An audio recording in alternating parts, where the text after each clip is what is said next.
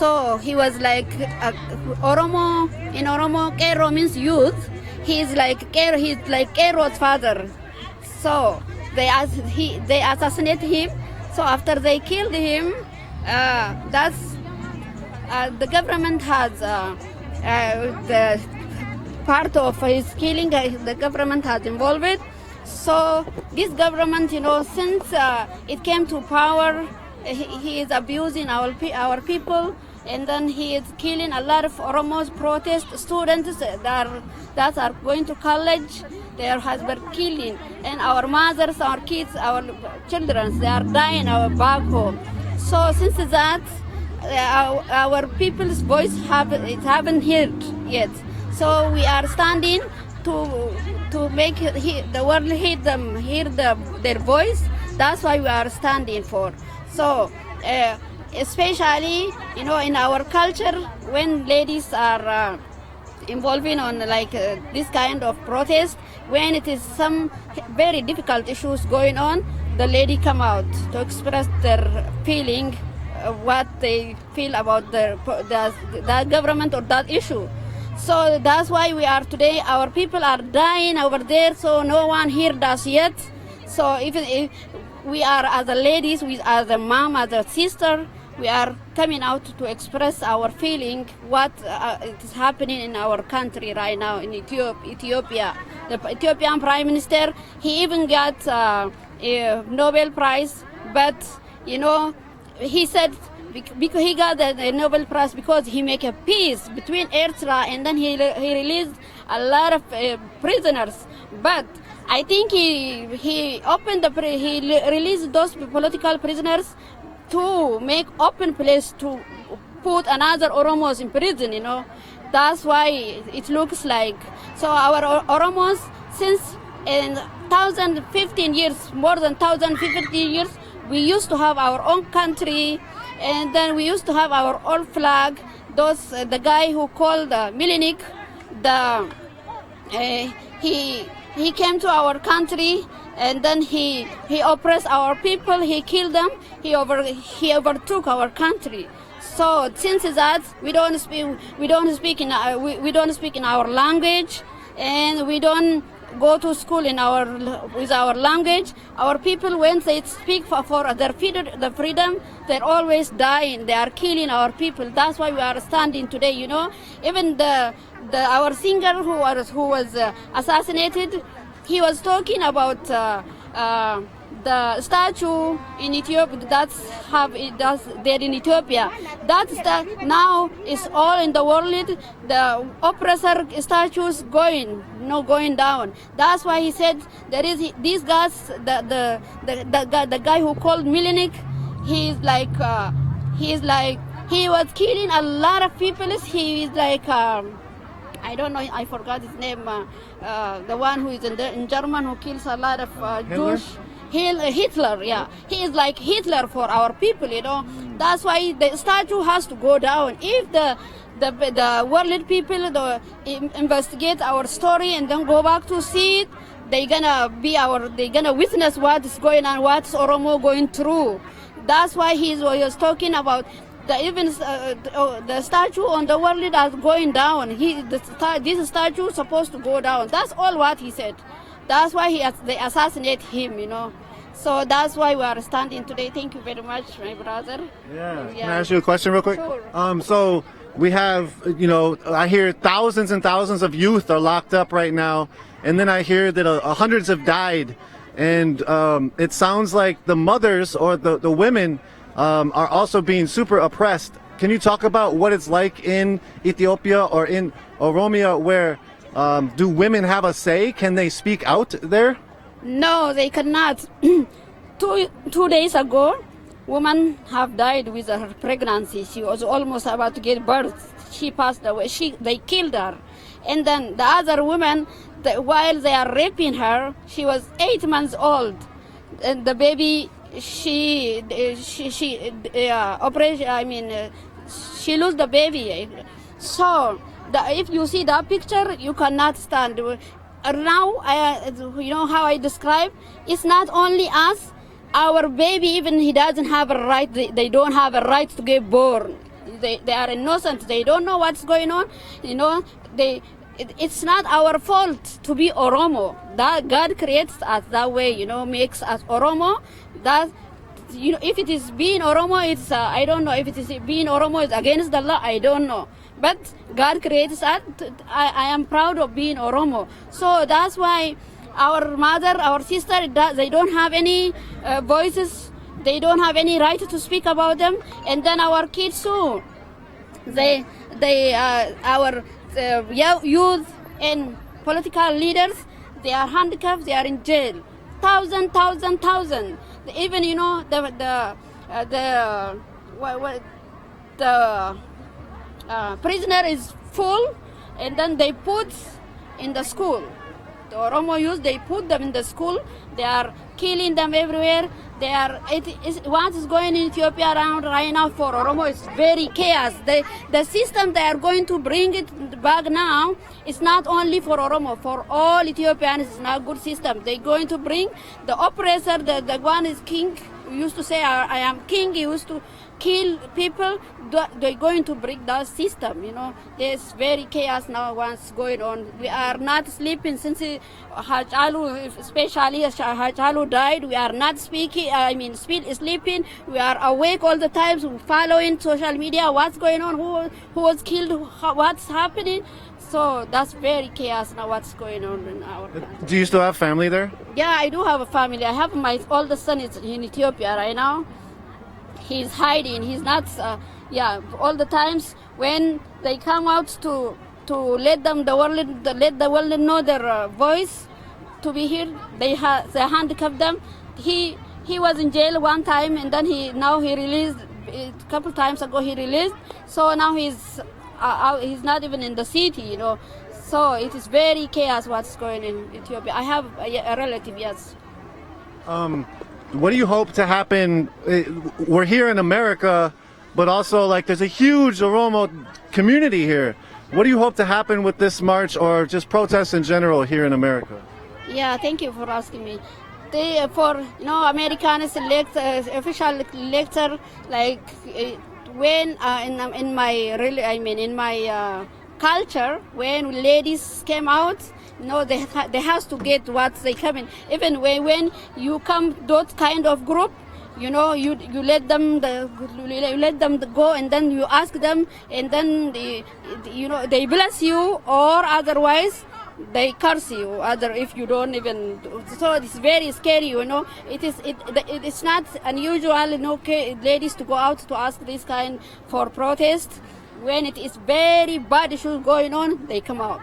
So that's why the American elected official who wanna run for office or who already ran, we vote them. I want them to stand with us, our Oromo people who lives over in Minnesota. We are more than 40,000 people who lives in Minnesota. So I want them to come here and then to listen to us, at least to listen to us. You know what I plan? No one was coming to see us, because that's the picture is on social media. It's very hard to see it. My plan was, they said maybe, this picture they might make people feelings bad. So my plan was to put all over the picture we have all over the buses. Let the people, even the Americans, see us, what's our people going through. So that's was my plan. But we scared. They told me maybe the people might scare. So they don't want to see that kind of picture. That's why they scared me. We didn't put it out. So it is that bad. What's going in my country. So. As I said, the governor, he never spoke to us before. We've been to his home 2 times. He never came out. He never showed. But we vote him. So now we need him. He's gonna need us too tomorrow. It's not far away. It's gonna come. It's gonna be like tomorrow. So if he need us, if he has to stand with us, and then everyone go to see the truth. What is the truth? What's going on? What is Oromo's going through? come out, see, and then come out and talk to us and help us. It's not only for Oromo, for sake of that people, that country, and all Ethiopia's people who Ethiopia's ethnic group who lives there. For sake of them, I want the government or the senator, the House representative. I want them to see us. I want them to feel what we to speak to us. Thank you. Yeah, thank you. Is there anything else you'd want to say? Thank you for coming. I think I'm saying please and then go to Oromo's history website and then study. Read about us and then be our voice. We are voiceless people. Our people are handicapped and then they cannot speak to themselves. That's why we are talking. We are speaking about them. Please help us with being our voice. That's what I want to say. Sorry, my English is not that much. That's great. What's the website? I think the Oromo People's website. .com. I think so. Okay, Yeah. okay. I will take and then tell you. Okay. Yeah. Well, thank you so much. Yeah. Thank you. My father was, actually my father was killed with the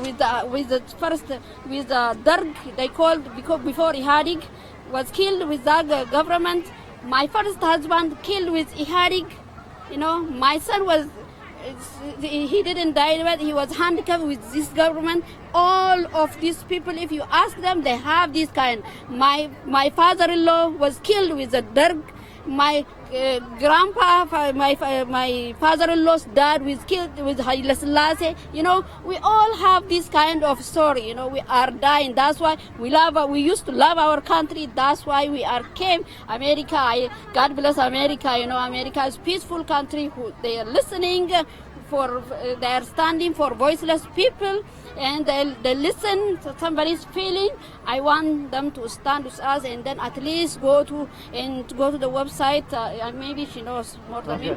To go to the website, check our about us, and then stand with us. Thank you very much, my brother. I really appreciate you. Yeah, for sure. Thank you.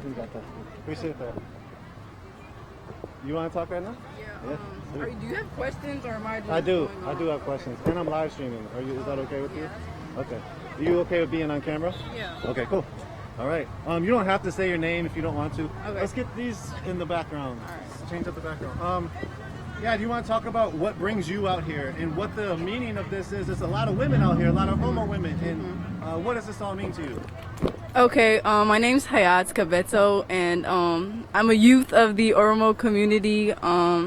Me being here means a lot, not only for the elders, but also for me, myself, because seeing the young faces not only inspires other young youth, but it also makes the elders feel like, we're trying to represent our country more, represent our ethnic culture more.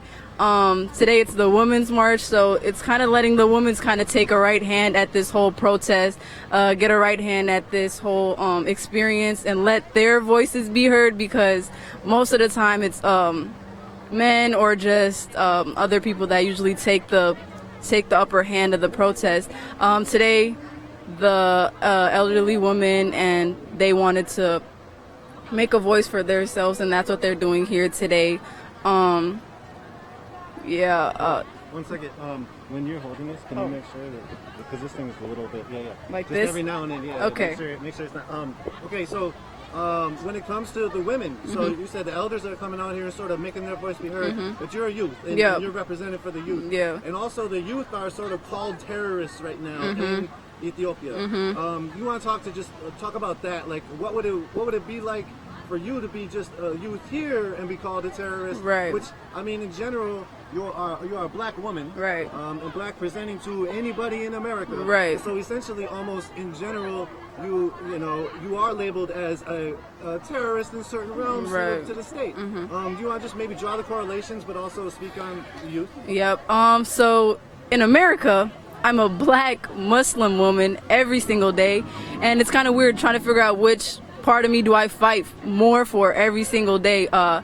But the terrorist side in Ethiopia is kind of weird because it's people that are in your own country, whereas America, it's way more diverse. And America does give you the opportunity to hear your voice heard, but it feels like in Ethiopia now that we're not even getting that chance for our voices to be heard, and it's sort of just like a counter labeling without our voices being heard. And it's also people that are youth. It's also people that know what or real Eros or real Oromo people are. So it's just that sense of, it's people that know who you truly are, that are just using they're basically manipulating our culture, they're basically manipulating our character, they're lying in order to make themselves look better and also feel better because they're hiding or they're protecting a killer in Ethiopia, the prime minister, basically. So I think that's what that is. Me coming out here today shows the real me, that I am no terrorist and that I'm only wanting good for my people. How can I be a terrorist but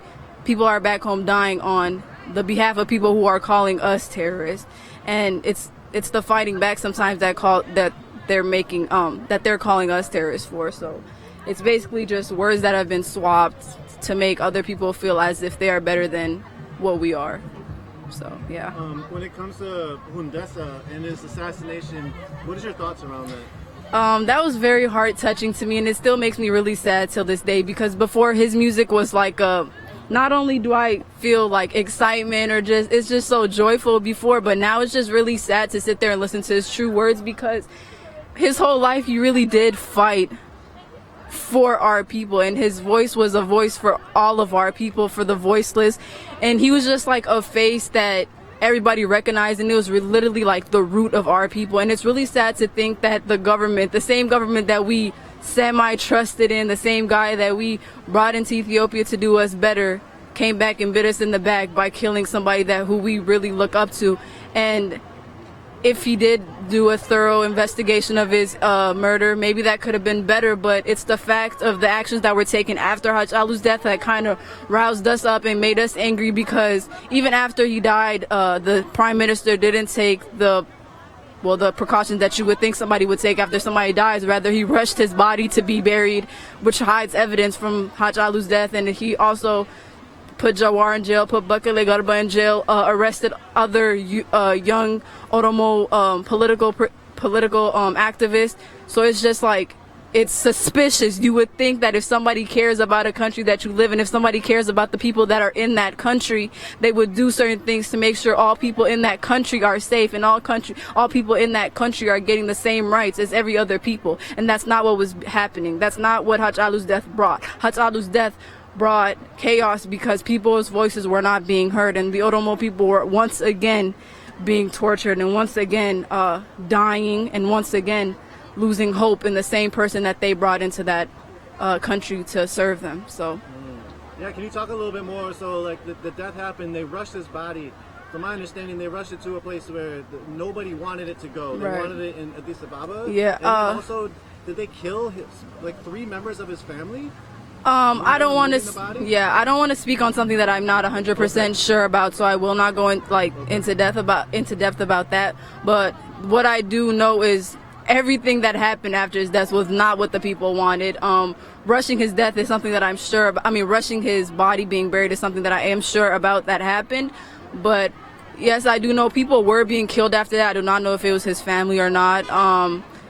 Definitely people that he was close to, but I'm not sure about the depth into that either. But it was just a lot of things that other people could probably name for you that were happening that people did not feel good about at all. So thank you for that. Yeah. So you're a youth. Do you still have family there? Yes, my grandma's still back there, and her most of my mom's side of the family's still there. Yeah. What is your hope? You're in America, but you're protesting for your people at home. Yeah. What is your hope that this protest can do? And then what is your hope for the future at home? My hope that this protest will do is not only enlighten other people and make them ask questions and have them be standing with us, but also to motivate the people back home, to let them know that they are not alone, that they're not standing alone, that we'll do everything we can here while they fight there, that they know that we're standing with them. Basically, that's what this is, and also to get the U.S.'s attention, obviously. But overall, I hope that one day we get a leader who is true to us and also true to the whole Ethiopia, because all these anti-Oromo protests are not okay. They're saying justice for Ethiopia, but they're not fighting for the whole Ethiopia, and they're picking and choosing when to fight. I hope that one day there will be peace. Honestly, that's honestly what we want. And it's not like we're out here promoting violence. We're not promoting anything against any other ethnic group in Ethiopia. We are just the largest, but we've been treated like we're nothing. So that's kind of weird to already think. And it's not the first time. This is not the first time we're speaking up. This is not the last time that we will speak up. But hopefully this is, I don't know, but hopefully this is the road to peace, to victory, to justice, to freedom. Free Oromia. Yeah. And what does that look like to you? Hopefully where not only our voices are being heard, where people can roam freely, where our language is also superior, our language is being heard, our language is more upscale. I don't know, where I have an idea, but it's just really weird to speak it because it never actually happened, where I don't know, I feel like it's possible, but yeah. Today is the day of imagining new things. Mm-hmm. Is there anything else you want to say? On Instagram, if you guys go to Oromo protest, there's a whole page about the whole protest going on. There's a link in their bio about campaigns and stuff you guys can sign, petitions that you guys can sign. So Oromo protest, that's the post itself. Is there, so then they have a website, oromoprotest.org? Yes, there is stuff. There's a website in their bio that says oromoprotest.org/campaigns. Okay, and then Hungata talked about websites to possibly check out some history of Oromo people. Do you know any of those? I'm pretty sure it's in their bio. Okay. Yeah, they have a lot of like books and stuff too. They have a toolkit on their website themselves? So there's okay. a Oromo protest, how it can help. There's a toolkit, resources, a letter to the senator, template for communities, Oromo Renaissance organization statement. Let's see what else. Yeah. That's from oromoprotest.org? Yes. Perfect. Okay, thank you. So you guys can find a lot of stuff on there. And even if they don't post it usually in their story, they'll link other important stuff. So yeah. One last question. Are you scared for your family that's there still? When have we never been scared? Honestly, it's just, you never know what's gonna happen, because just like Hachalu's death, it came out of nowhere. It was the last thing that we would expect. But it's kind of weird that we have to be afraid to speak about what's right just for it to bite you in the back, because that's what Hachalu did. Literally, a week before his interview with the Oromo Media Network, he was speaking about the government, he was speaking about everything, his daily life, and then a week later he just ends up dead. It's not a coincidence.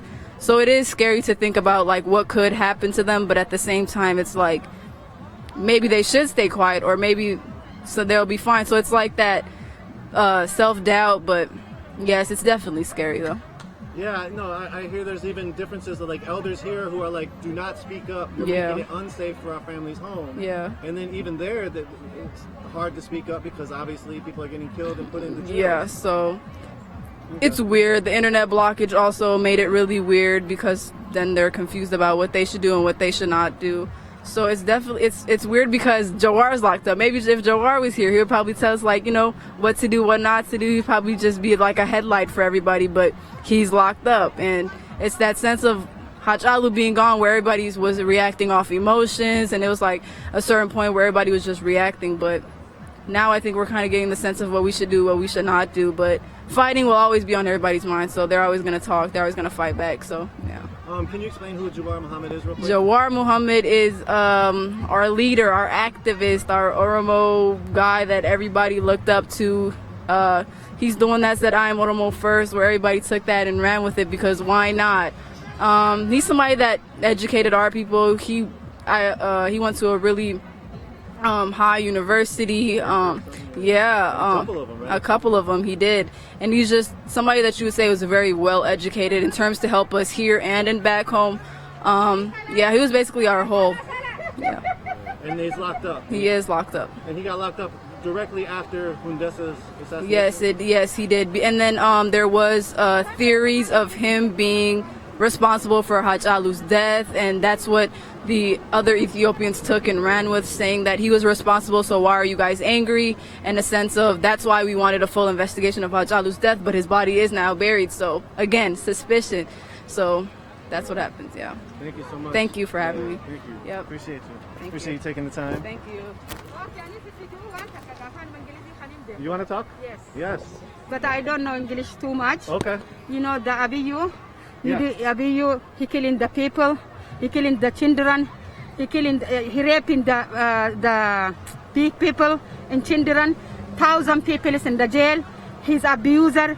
He's short, doing the torture. Yeah. You know, very too much. Somebody's die. 1,000 the people in the die. For that is come here. Yeah, very. He killed the people and he throw in the anywhere, no, the street. Anywhere is street, die people. For that is today you don't have to sleep. The Oromo people, you don't sleep in the night. You don't sleep in nothing but thinking. My relative is half is over there. Me here, I don't have to sleep. Anybody don't have to sleep. For that is I'm coming today here. Thank you guys. Thank you USA. Thank you. God bless America. God bless America. Help me guys. Okay. Thank you. So we continue to hear story after story while talking to people of how every single person is affected. They have family members that were impacted by the repressive mechanisms of the Ethiopian government, their family members have been killed, their family members have been tortured.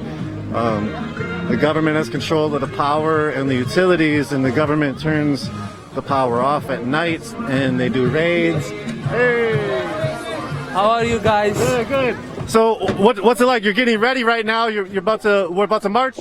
Yes, we're about to. Here is my brother. Hey. Yes, sir. So how's it going? So people are going up to the governor's residence. Yes, sir. Thank you, Unicorn. I see you guys are helping out. I seen you guys yesterday as well. Thank you for looking up for the Oromo people. You know, the struggle that we're going through is not easy. It's very tough. Like you guys heard a lot yesterday. So I appreciate for you guys coming. Thank you, and I see you guys at the government mission. Okay, thank you. All right. Thank you. One mask, okay? All right. Oh, sweet, thank you. Go get it from that guy. I'll pay for it. All right, thank you. Here.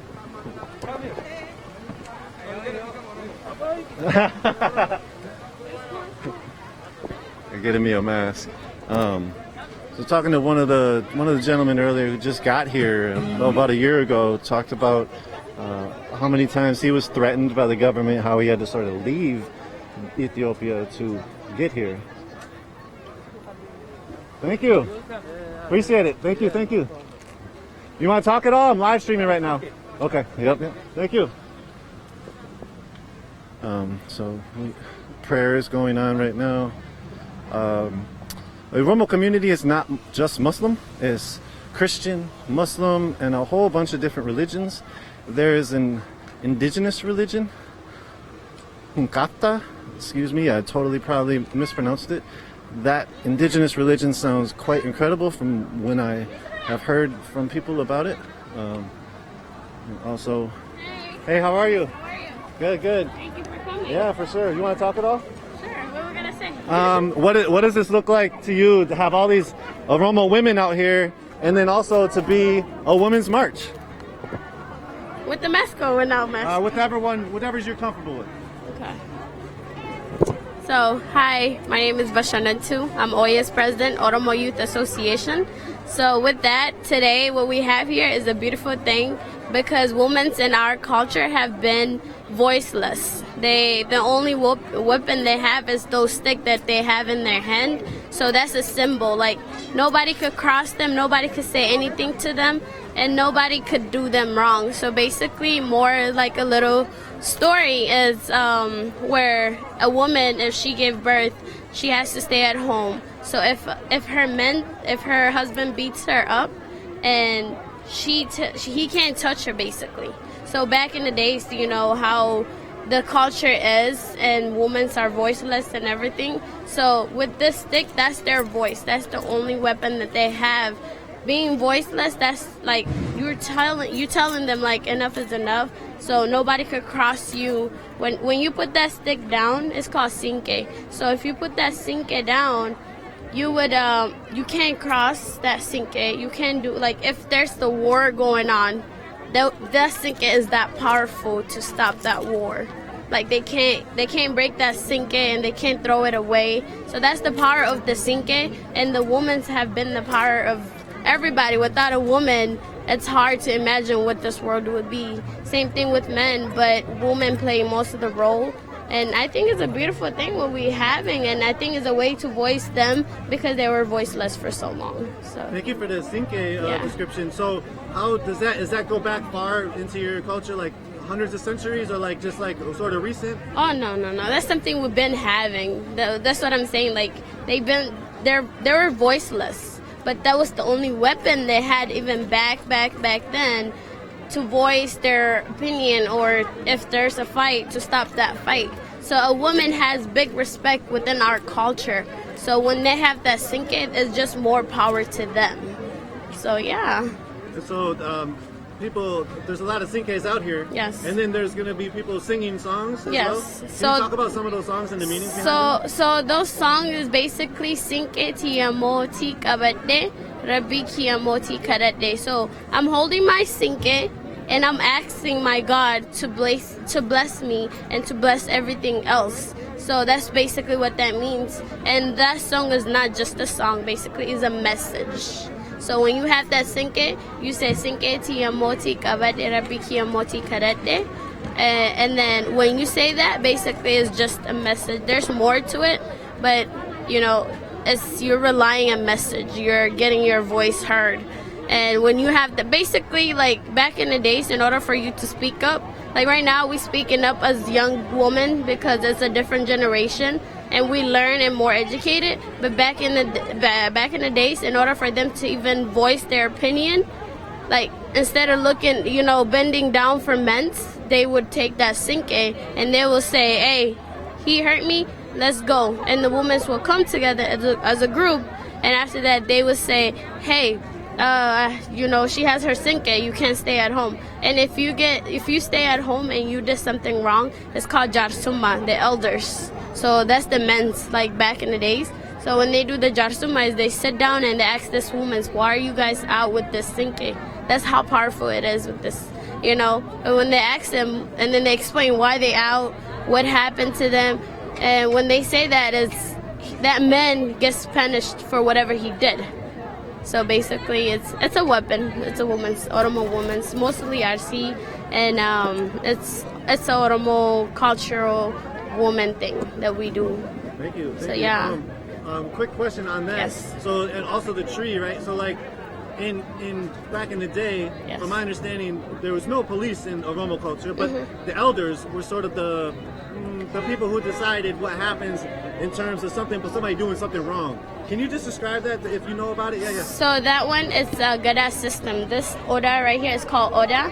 So this is where they sit, and it's they say Allah's God's creation. So if it's God's creation, you sit under there, and then whatever you're saying, you're under God. Nothing else is around you. So when you're sitting under here, basically you're telling nothing but the truth.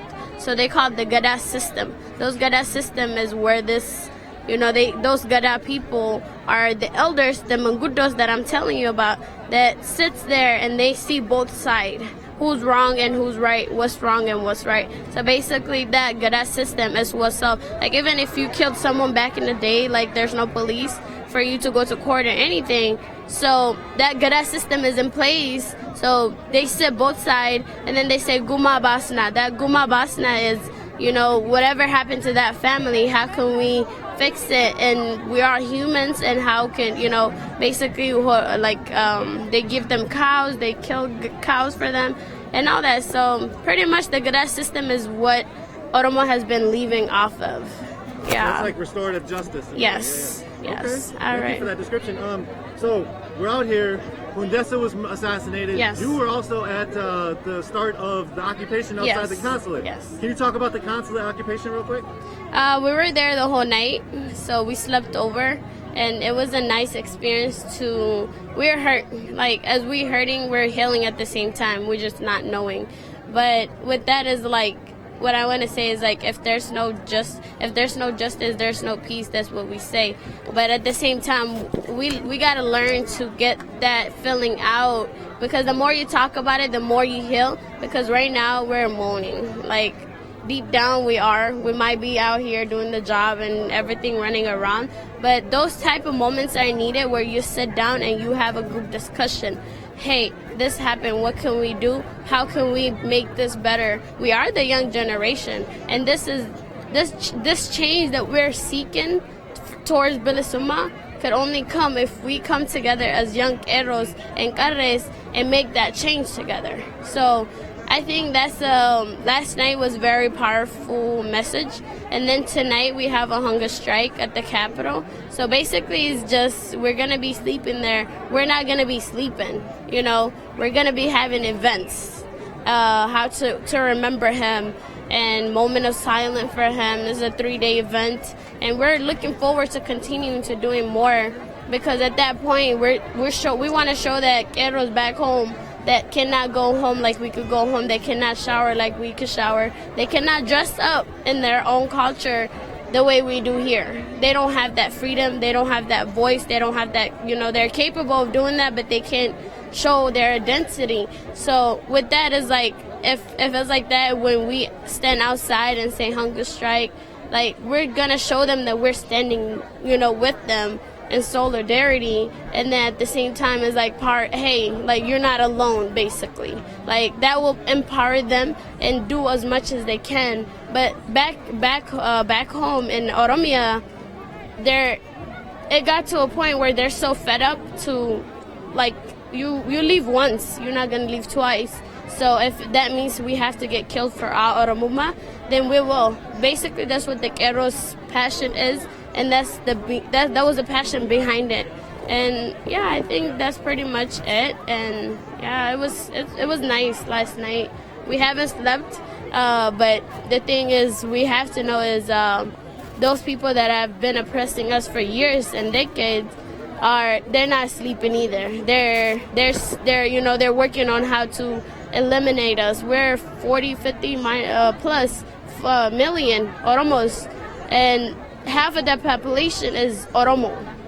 So back in the day, you can't speak your Afan Oromo. If you speak Afan Oromo, you either get killed or jailed. If you show your culture, like your alaba right there that says Oromia, if you show that, you get jailed or killed.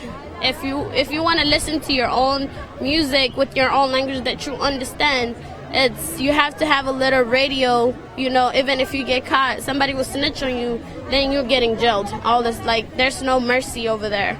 So, and then what they do is, instead of teaching in Afan Oromo, like right now English is the language because we are in United States, but there, since we make the whole population, if we get the voice to vote, we will vote them out. So they're afraid of that, so they have to close our voice, so they have to make sure we don't talk, we don't say anything, or by killing us and by jailing us and by closing the internet. That's his way of oppressing us. And you know, it's been worse than that. Our parents have been through worse than that. And when that happens, it's hard to imagine to not have to speak your own language and not show your own culture and embrace your own culture.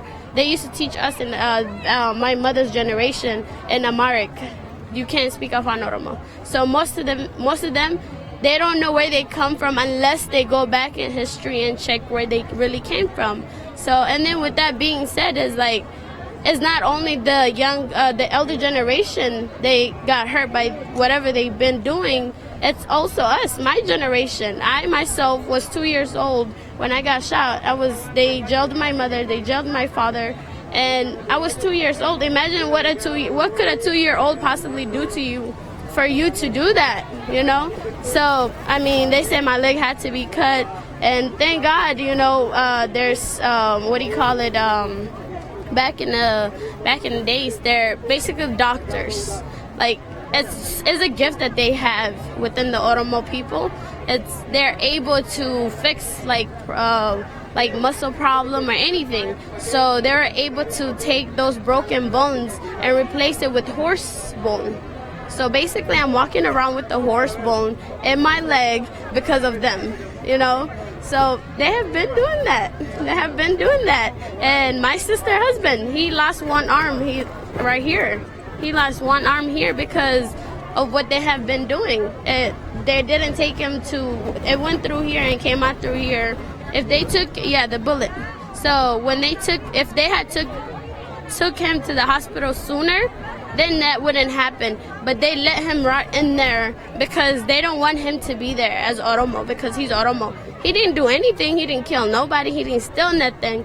But for being who you are, you shouldn't be jailed. That's all we're asking. And now that Keros are out voicing and being, Keros have always been the voice for the Oromos. So now that we have become stronger in the United States and back home and we're on the same page, they're afraid. So the Naftanya, so that's the system. So they used to call it Naft, and now it's Naftanya.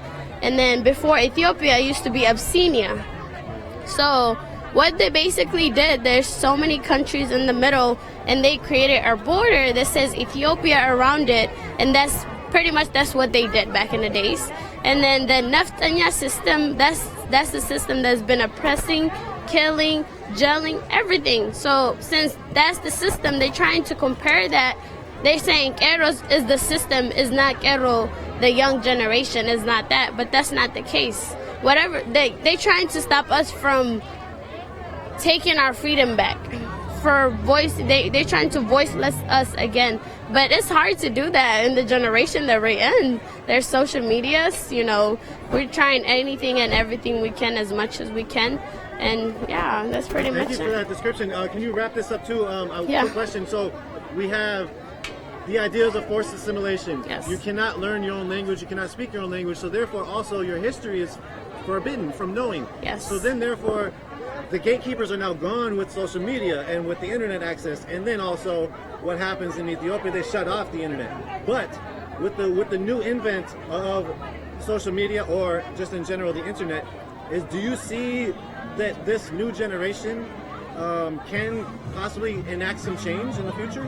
Yes, I see that, because there's satellite, their own satellite, whenever they shut down the internet, and they're still able to see it. Like, you could do anything and everything. You cannot hide anything. That just shows you, like, you're just making yourself look bad. But it's like the lie versus the truth. But yeah, I'll wrap it up. Thank you. I wasn't meaning you wrap it up, but like I'll wrap it up with that question. Yeah. Cool, yeah, thank you. No. All right. Anything else you want to say? Takuma, and there's this phrase that I like to use. So basically what it says, it's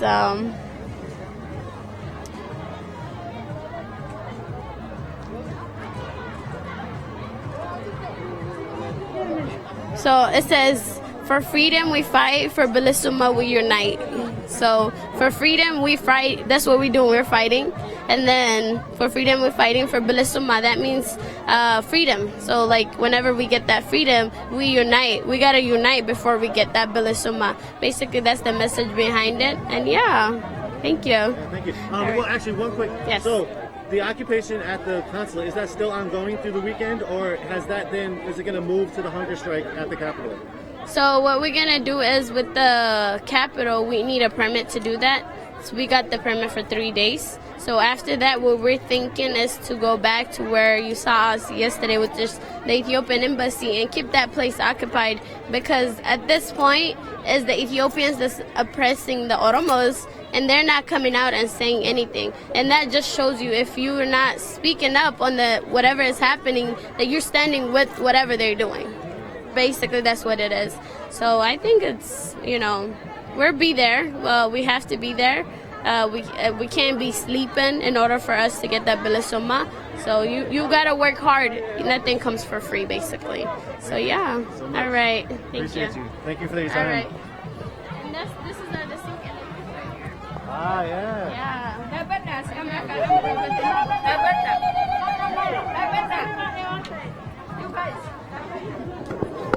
What is the staff called again? Huh? What is the staff called again? This is called atete. So what they saying is atete, but this right here is the sinke. So this is what you call sinke, but they're called the sinke women's. or it's called the Atete. So see, they're saying Atete. So yeah.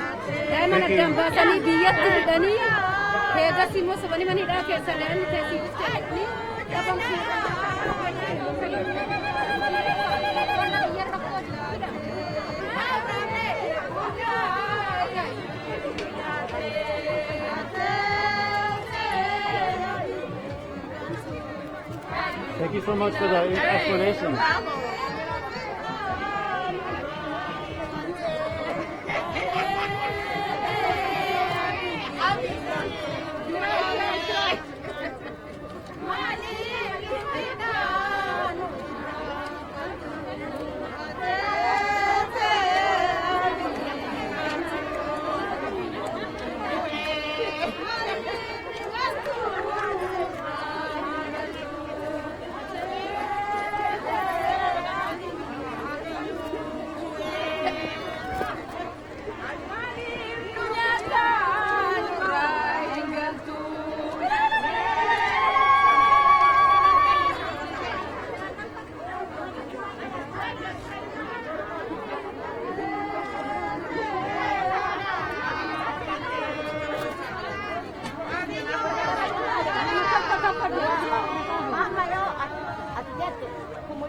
How you doing?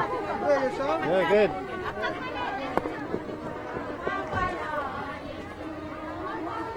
We're here live in St. Paul, Minnesota, in front of the Oromo Community Center. It's going to be a women's march that's going to be leaving from here headed to the governor's residence.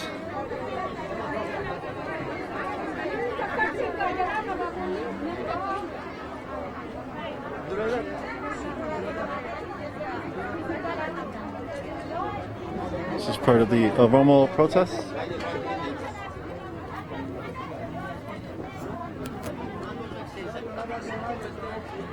Do you want to talk at all?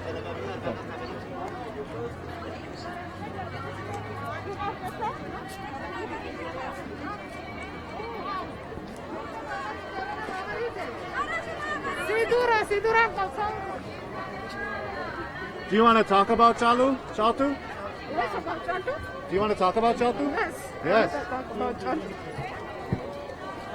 All right.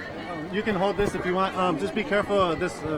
Hold the bottom every now and then. Okay, let me know when you need it. Yeah, we're ready right now. We're live streaming right now, so you can let's talk about her. Yeah. Chaltu is in prison. She has a 9 years old child. She's breastfeeding, but she was in prison and she is not allowed to breastfeeding her child. And she actually they did sabotage and they planning to take her somewhere. And then she refused not to come out of the prison. And then they asked her. They told her her child was there for breastfeeding, and she thought her baby was come. And when she come out, they grabbed her, and nobody know now where she is about. How long has she been missing? Maybe 1 week. She was in prison. From the prison, she kidnapped and they took her somewhere else, and we don't know where she go. Do the government say why that she was in prison? No one said anything. No one said anything. They just prison anyone they want to, and they don't say anything. They don't want to. They don't take to court, and they just do whatever they want to do. There is no justice. There is no peace. She was Oromo? She's Oromo, yes.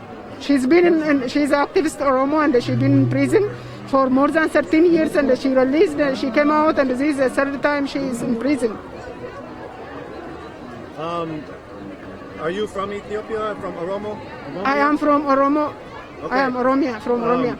Do you still have family there? I do have a lot of families in there.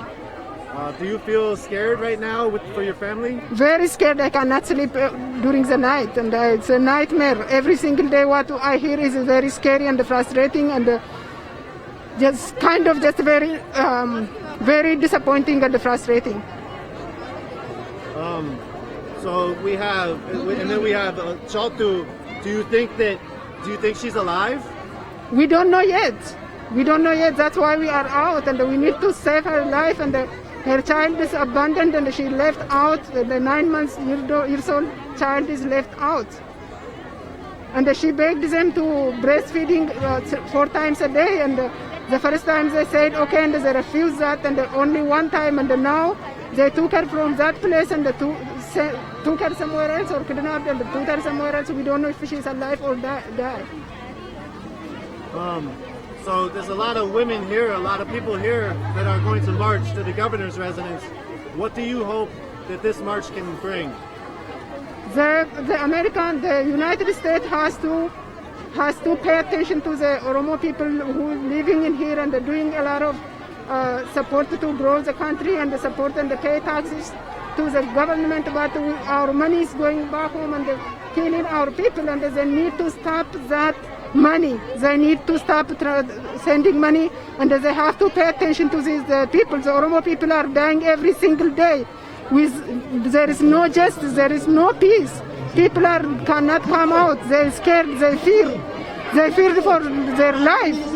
They cannot go to shopping, they cannot go to anywhere, they cannot go to church. And every time it's very scary, The life is just a mystery.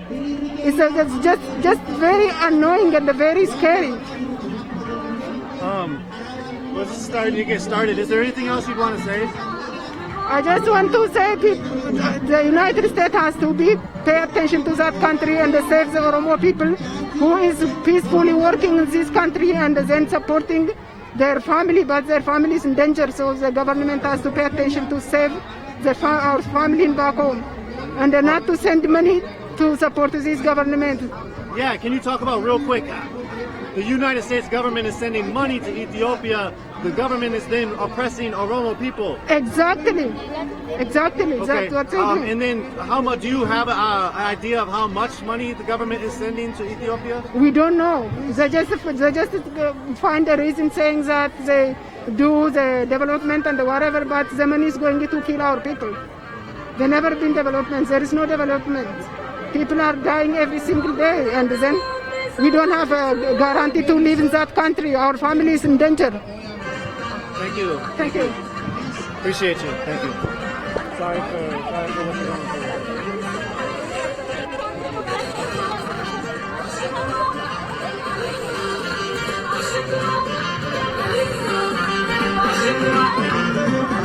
So the march is going to be starting soon.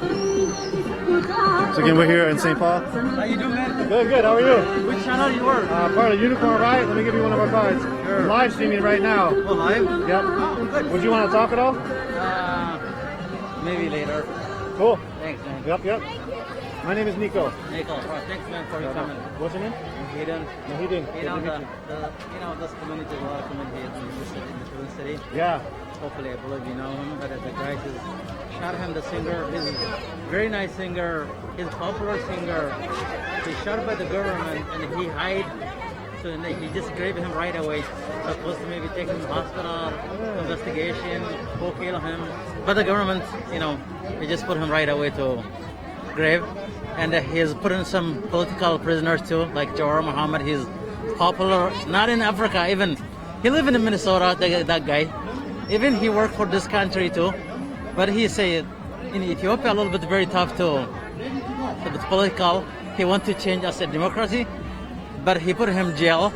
That's why people protest for him. Yeah. We continue until he come out for prisoner. We pay taxpayer here in America, so we ask American government to stop to help him. Dictatorship. Supposed to the guys in Prime Minister say he want to change that country as a democracy, but he becoming as a dictator. Supposed to Nobel Prize for Trump. Supposed to Trump get the Nobel Prize, but that guy, he took the prize, the Nobel Prize. Yeah. So he killed a lot of people. Abiy got it, right? Abiy, yeah. Supposed to Trump take the Nobel Prize. He did a good job for this American, lot of job in here in American, peaceful. So supposed to give this guy, but so that guy is killing the people. Thanks, man. Yeah, thank you, man. Thank you.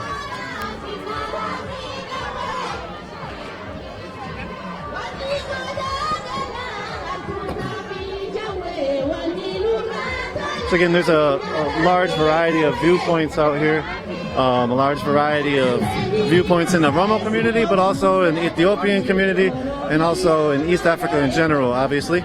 There's over 80 ethnic groups, 80 tribes of peoples in Ethiopia. Hey, okay.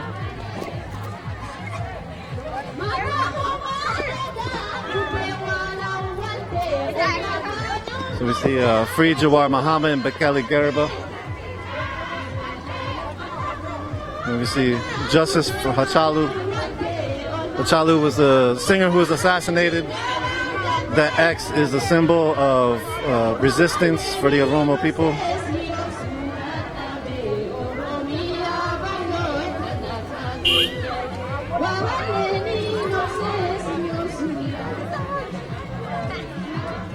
So again, there's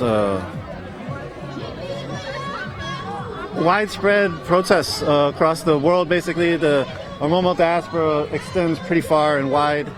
In Minnesota, where there's 40,000 Oromo, at least 40,000 Oromo, and they're well organized. They vote a lot. You heard earlier that they're headed to the governor's residence to press the governor to vote, not to vote, that they will vote him out. They will vote him in if he stands with them.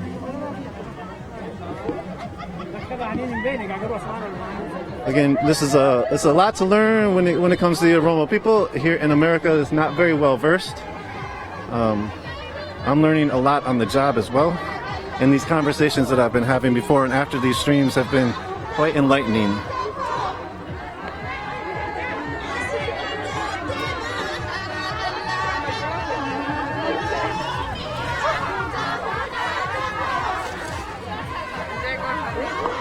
Again, what's important to know is that the Oromo people come from a land that stretches through Ethiopia into Kenya, and there really is no borders. Hey, what's up? How you doing? Good to see you. I haven't seen you with a hat off. Nice hair. Ah, yeah. Bring you all back to this mural. This is a mural of Hundessa in the back of the Oromo Community Center building.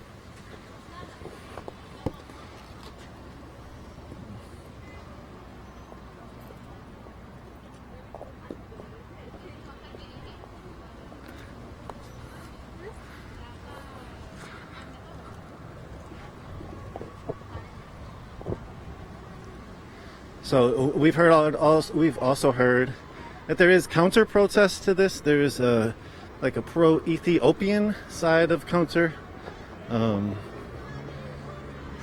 As we sort of alluded to in past streams and past coverages, everybody's got a truth. And, hey, yeah, for sure. We all wanted to speak at all?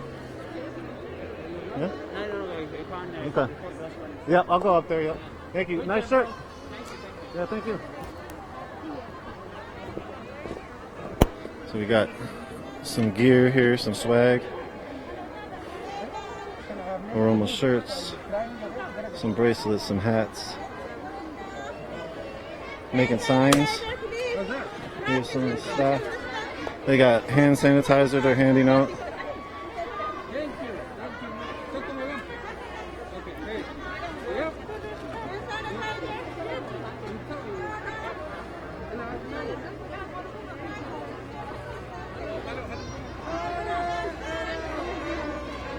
Do you want to talk at all?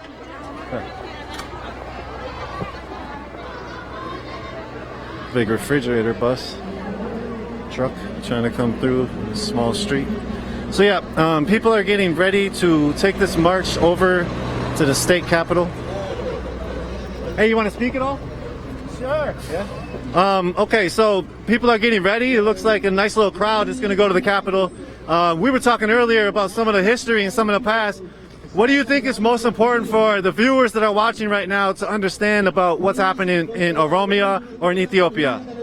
Well, on my end, I want people to know the truth about what we, the Oromo people, stand for and what we're doing this protest. And what it is that we're living here freely, do what we want, study what we want to study, but our people on the other end don't have the right to do whatever they want to do freely. And we do this because we want them to be free as we are. We want them to have the right to vote, to speak up for their right. But over there, they're not. They don't have that right. They're being assassinated because they're Oromo. They're being in prison because they speak out their mind. We don't want that to happen. And we had this for over 100 years. And this comes to a point where enough is enough. We want our land, we want to be free. We want to be free to live in our own home. So here we're protesting freely. We're showing people who we are. We're the Oromo people. Although we are part Ethiopian, we're from Ethiopia, but we're the Oromo people in Ethiopia that can't speak out for ourselves, that we can't have our own land because we're oppressed and we're marginalized by the politicians, by the leaders of Ethiopia.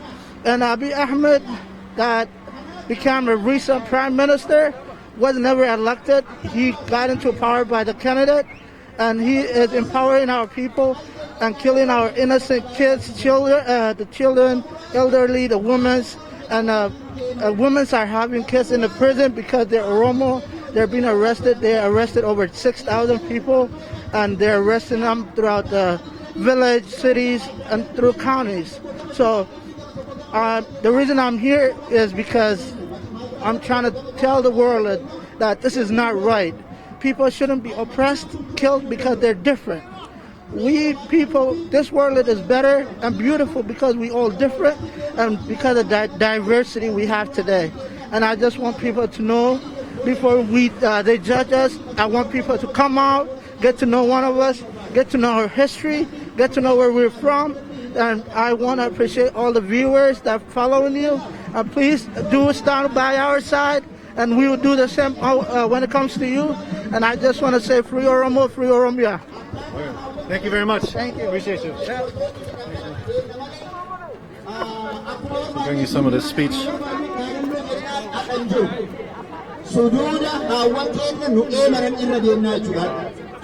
Kanaaf akkasitti qajeeloo walbadhaa amma karaa asirraan baanaa garri deemnu namni hedduun keessan hin beekne jedhaa jirtan. Wanti jiru xiyyaarri ni dhufa. Xiyyaarri ganda warraa san beekaniini ganda warraa sanirra qajeeloo bararaa oolaa akka sa'aatii lamaaf xiyyaarri balalaa. Xiyyaara sa'aatii lamaaf balali'u kuni amma kaa sa'aatii lamatti Firoosi Leek irraa ka'a. Ni dhufa magaalaalee tanii irra maraa ganda 7th Street jedhamu san qajeelootti sukkuuma. Achi booda ammoo asiin nurra dhufa. Daawuntaawwan irra bahee karaa nuti deemnu kana irra dhufa. Nuti asirraan deemnaa. Karaa nuti deemnu asirraa ni kaanaa. Yuunivarsiitii irraa Westii deemnaa. Hanga Lexington, hanga Victoria, I'm sure it is a silent taanee deemnaa jechuudha. Victoria booda chanting jira. Lexington deemnaa. Lexington irraa bitaa qabannaa. Samiit kennaa samiit irraan balbala gabarnaraati kenne maayikiraafoona kana lamaan balbala isaati gadi dhaabna. Walii galaa akkasii muntaatti dabarsa kana booda.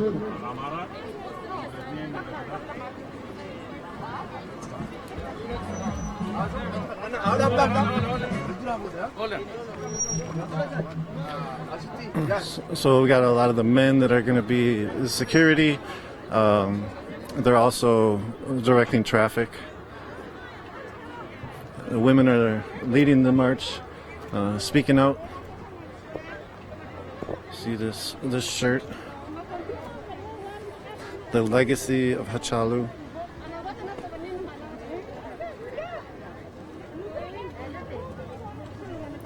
Hachalu Hundessa was assassinated about 2 months ago in Addis Ababa, I believe, in Ethiopia. He was basically a freedom fighter, singer, activist singer. Meant a lot to a lot of people. Hey, what's up? See this sign, Ethiopian media, stop false narratives. Hey, you want to talk about it? No, thank you. You want to talk about it at all? Yeah. I'm live streaming right now. Yeah, I'm good. Okay. We can just have your voice if you want. Yeah. Yes, go ahead. It's okay. Go ahead. It's one of the biggest media, man. You can take it. Yeah. What are the false narratives happening? These are these are people who Ethiopian immediately started first. I don't even see. I have to make sure, man. Mali la pullina se vede là. Oh, this is the media who they just lying, they fake it. They just made it on it to just to the like this is fake media generally. So they were just this is how they set the people to witness. They were just adjusted the witness for the people, for the true fighter for democracy. They just set up for the this is how they set up for the witness. Yep. And so the media is spreading falsities is what you're saying, and they're actually like locking people up but then lying about it? Exactly. That is lying people. They just paid on it, they hide it, they give like orientation how they lie it, and then they're gonna lie. This is a witness, like that fake it. Is there free press in Ethiopia? Free press? Yeah, is there a free press? Are journalists able to report on whatever they want to report on? No, there is no free press. There is no free press. Free press. The courts work with the government for government. There is no free court. There is no free officer. They just fake it, you know. There is no, even the lawyer doesn't have any right to advocate for the people. They just fake it. Everything is fake there, you know. They arrested the people who brought them to the office. These people were killing our people for the last 27 years. And then we just, like you remember, since 2014, we struggled. We lost more than 5,000 people, like from 4-year-old to 80-year-old, all people. We just visit, we bring the change. That's why all our people, our activists, our journalists, our media want to back to bring true democracy for that country. They're lying. The government was lying to our people. He was here in 2018, I think in the, July 30 or August something. So he just lying. He told all political party to back to home. He got a big fair election. But there is not. The reason he was keeping them, who the people want, they keep it under arrested. He want a fake election, you know, to keep the power on the. He want to keep in the power. So that is what it is. Thank you for sharing. Yeah, thank you, brother. Appreciate you. Okay.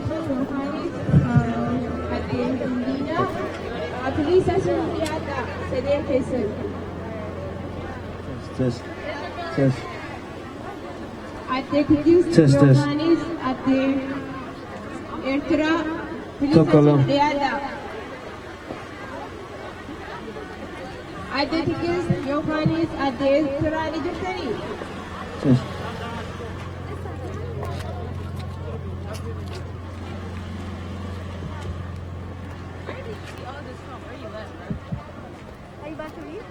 Not yet. You know, I'm like, I was supposed to leave. I have a meeting, but I'm like, man, this is about to get started. I don't know if I can leave now, you know? Thank you.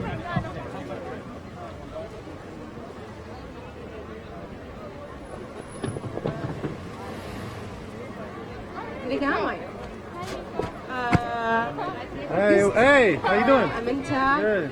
Yeah. Hi. Advocacy amantaa Oromoorraa as jirti. Please obboleeyyan kiyyan wal haa dhaggeeffannu. Please. Akkamitti dubartii waan kana bareechaa jirtillee dhirtillee nurra akka gorsa fudhattu. Please wal haa dhaggeeffannu. Sagalee teessan qaqqabadhaa. Oggu sagantaan takka deemtu sagalee teessan please. Galatooma. Advocacy amantaa Oromoorraa du'aayi nuuf gooti yookaan immoo kadhannaa nuuf gooti. For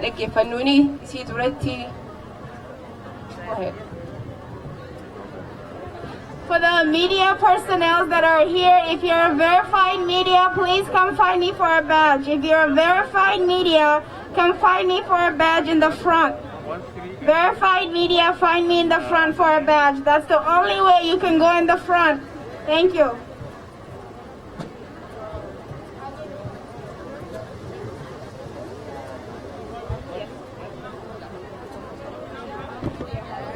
One second, audience. Okay. I'll move around in a minute. Oromorraa. Okay. Namni guddaan amantaa Oromoo oggu jennu hin beekanii garuu akka seeratti amantaa Oromoo jedhama qaba ture. Waaqeffata amantaa waaqeffataati. Galatooma. Ruulumaatti akkas ture. Namoota arra baranna kan beeknesi galatooma adde Tigistittiin dabarsa.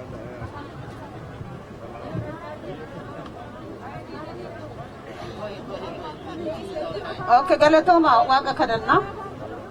Waaqa lafa kana umtee, waaqa ardii kana umtee, waaqayyo nu kan walitti qabamnee kanarraaf kan haqa keenya barbaachaaf haqa naman gaafannee haqa keenya nu baasi. Dhugaa keenya nu baasi. Dhiiga keenya lafatti hin hambisiin. Dhiiga ijoollee Oromoo lafatti hin hambisiin. Waaqa Oromoon nagaa gaafata. Waaqayyo nagaa nu keenya lafa keenya irratti nagaa buusi. Waaqayyo kan si caalu waa takka illee hin jiru. Waan hundumaan dandeessa hamaa nurraa kaasi. Haqa keenya nu deebisi. Imimmaan keenya lafatti hin hambisiin. Dhiiga keenya lafatti hin hambisiin. Hamaa ijoollee keenya jaamsuu kan dhufe ija isaa jaamsi. Humna keetiin kaasi. Nurraa kaasi yaa Waaqayyo hin dandeessa. Yaa Waaqa Oromoo umtee. Yaa Waaqa lafa kana umtee. Yaa Waaqa ardii kana umtee. Hamaa kana nurraa kaasi. Hamaa nu balleessuuf ta'e kana nurraa balleessi. Ati humna keetiin nurraa balleessi. Waan kan man jedha kan haati Waaqayyo ta'uu dabalamu. Galatoomi obboleettii teenya. Adde marattuunis asin jiran amantii kiristaanarraa kadhannaa nuuf godhan. Galatooma. Ishii Waaqayyoon kadhanna waan hundumaa. Waaqayyo maqaan kee ulfaatu bara baraan. Situ akkasitti walitti nu naannesse gooftaa. Fayyaa nagaatti nu eeddee harka kee irratti nu baatte araara keen amma geenye maqaan kee ulfaatu. Amma immoo yaa gooftaa waggaa darbes waggaa dhufus yeroo hundumaa sitti iyyina iyyi keenya fuula kee haa ga'u. Abbaa namooti keenya utuu hoomaan dabni utuu dhiiga harkaan qabaatiin mana hidhaa keessa ta'anii gara kee ilaalu. Alattootatu uleen reebamaa jira gooftaa dhiira reebaa jira kana hundumaatitu argaa. Sitti iyyannaa Waaqayyo nuu dirmadhu. Amma gooftaa hiriirri keenya namatti mini mangistiitti mini. Fuula keetti hiriira baanee nuu dirmadhu gooftaan. Fuula kee ilaallaa gooftaa fuula kee gara keenyatti deebisi. Abbaa koo bara baraa warra iyyu nu godhi warra dubbatee dhageessifatu nu godhi. Fuula kee jirra gooftaa harka keenya sitti qabne harki keenya duwwaadha. Qullaadha malee qulqulluu miti harki keenya sinni qulqulluu taate Waaqayyo si'a tokko mil'adhu gara keenya ilaali. Abbaa koo samarqima jal'inaarra taa'ee dhiiga ijoollee dhiiga dhalattuun harka dhiigaan dhiqachaa jiru. Marcuma sanatti galagashuun dandeessa abbaa koo ati kaasichirraa. Nama ijoollee kee ilaalu, nama hiyyeessa ilaalu, nama haadha hiyyeessaa ilaalu, nama qeerroo kee dargaggoo kee ilaalu. Abbaa koo ati kaasii marcuma kee dhaabiif. Marcuma tiin dhaabin gooftaa haa galagalu. Nami dhiiga namaa dhangalaasu, nami gooftaa garmalee nama reebu, lafee nama cabsu. Maqaa keetiyya abbaa kan nurraa ka'e haa ta'u. Mootummaa dalgaa kanatti nurraa kaasi gooftaa. Ciqileen abbaa ormaa nutti ulfaate bara baraan boonya nu dhukkube Waaqayyo. Jaarsa keenya tulfina dhabe, mootii keenya tulfina dhabe, biyya ormaa keessa teenya sitti iyyina. Siif hundumtuu biyya abbaa koo gara isaanii dhaqi yeroo tokko. Beekaa keenya kan dubbatu dhabe gooftaa waan dubbannu dhabne gara kee ilaalla. Maaloo nuu dirmadhu iyya keenya Waaqayyo. Si malee hiikan qabu hiika kee nuu fidii kottu. Sirraa dhageenyaa nuu dhageessisi waan gaarii. Gooftaa bilisummaa barbaannaa boquu keenya ol qabi. Biyya keenya irratti biyya dhabne baqattoota taane gooftaa kaka'ii taane. Gooftaa fattee bishaan keessaan nu nyaate qurxummiin nu nyaate garatti galagallu dhabne. Baqannee jalaa ba'uu dadhabne mimmaan keenya lafa dhiqe. Dhiigi ijoollee keenya lafa dhiqe Waaqayyo nu ilaali si'a tokko. Maaloo abbaa koo nu ilaali. Gara mana hidhaa dhaqi gooftaati naman sodaattu dhatta balbala hidhaan bantaati dhaqii bani gooftaa. Haadha ijoollee irraa dhumte gooftaa waxxaatii dhume dhaloota dhume ati ilaali Waaqayyo. Sitti iyyinaa nuu dirmadhu si'a tokko. Maqaan kee ulfaatu abbaa. Gatiin keenya bilisummaadha. Assalaamu alaikum. Aboo rabbiin nagaya nu haa godhu. Aboo mootii zaalima kana rabbi nurraa haa dhabamsi. Mootii zaalimaa kana rabbi nurraa haa dhabamsi. Kana hagartee nama ajjeesu kana rabbiin dhabama haa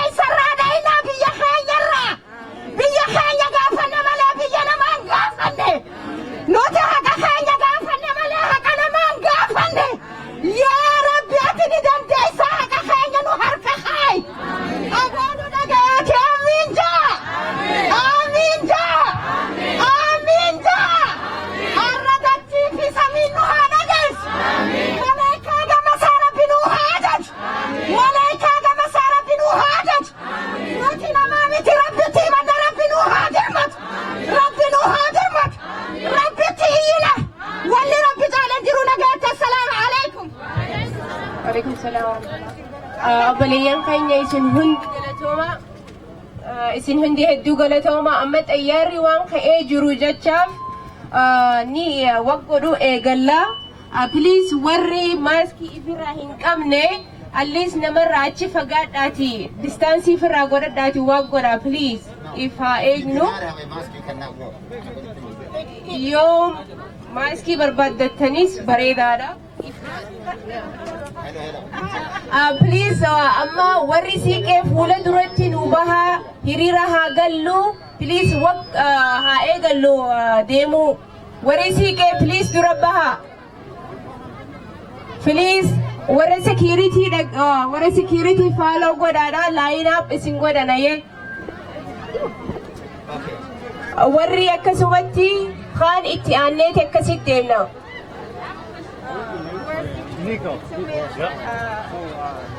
Orji. Yeah, you can be in front of them. Hey, hello.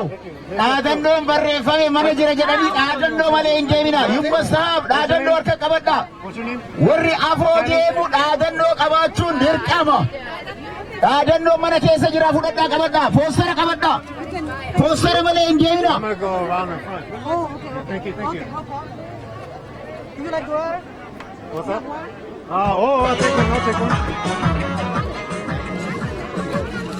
Please, worry security. Thank you very much.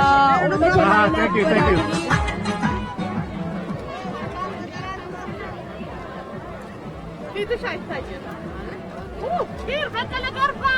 You want to talk about him? Yeah.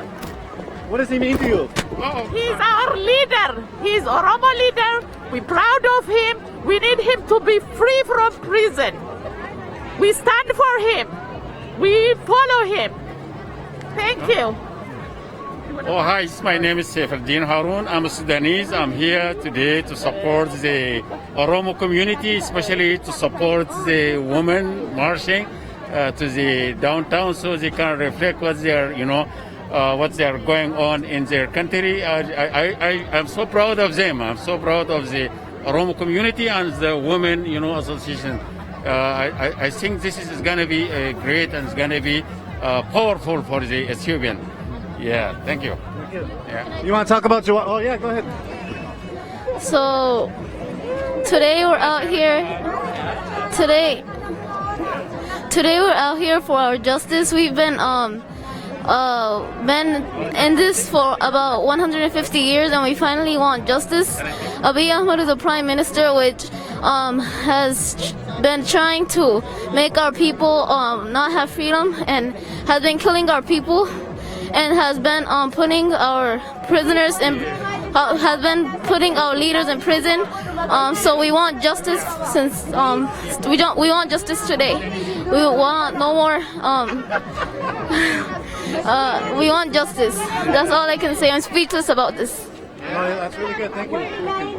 I might be little, but I might not be little to speak up, and we still need our voices to be heard. We little kids should talk, and the old elder people will listen to the little kids and know a little bit more about what's going on. And if Abiy is watching this right now, he thinks he's Oromo, but he's not really Oromo. And what I'm gonna say to you is that there's gonna be a time where you're gonna say sorry, but non-Oromo people are not gonna accept the sorry that you're trying to give. And thank you. Thank you. Appreciate that. Thank you for speaking up. Very young youth.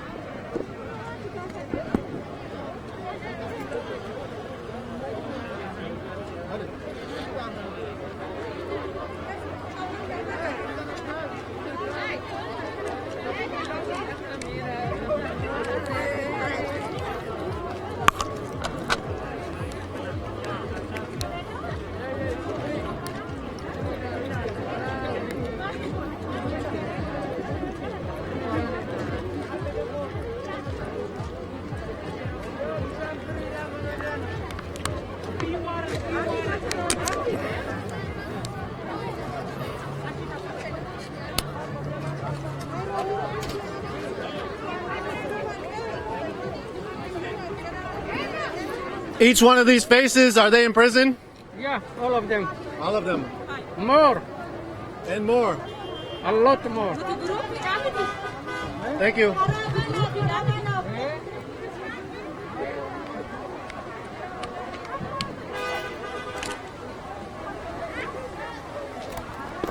It's unfortunately starting to sprinkle here in St. Paul.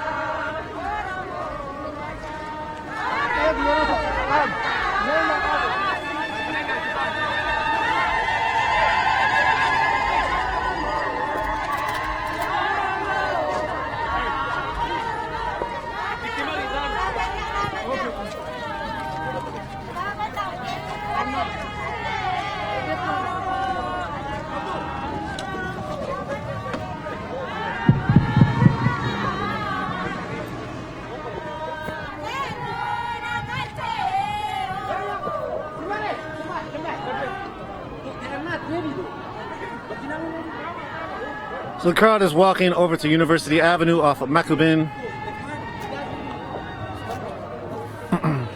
Crowd is paused right now.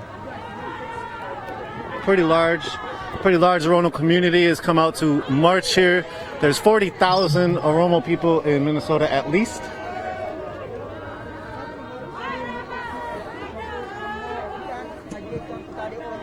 Again, Hachalu Hundessa was assassinated about 2 months ago. Since then, there's been a reinvigoration of Oromo protests seeking freedom,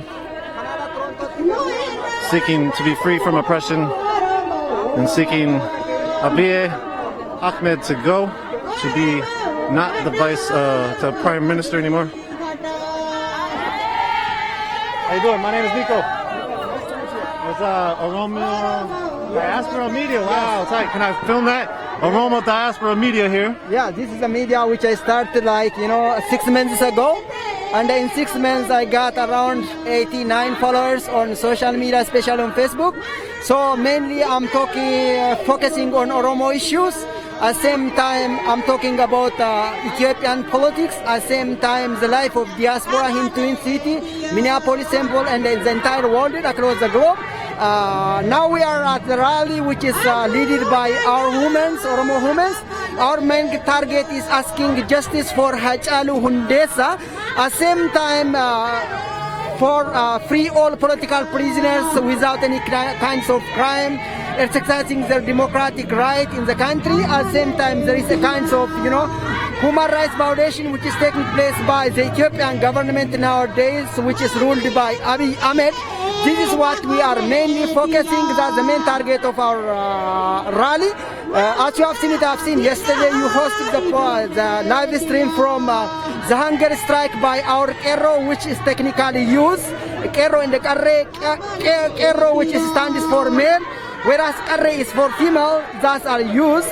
That's our main target. In Ethiopia, in order to get fund from the Western country, the Ethiopian government believed that we are using democracy. But when you see things on the ground, there is no democracy in that country. Even if you are asking for your right, even if you are showing like this one for your right, the government forces and the military forces kills you as well as at the same time they will jail you. Thank you very much. Thank you. Real quick, are you scared to be pressed right now, being that the press are really repressed in Oromo or Ethiopia?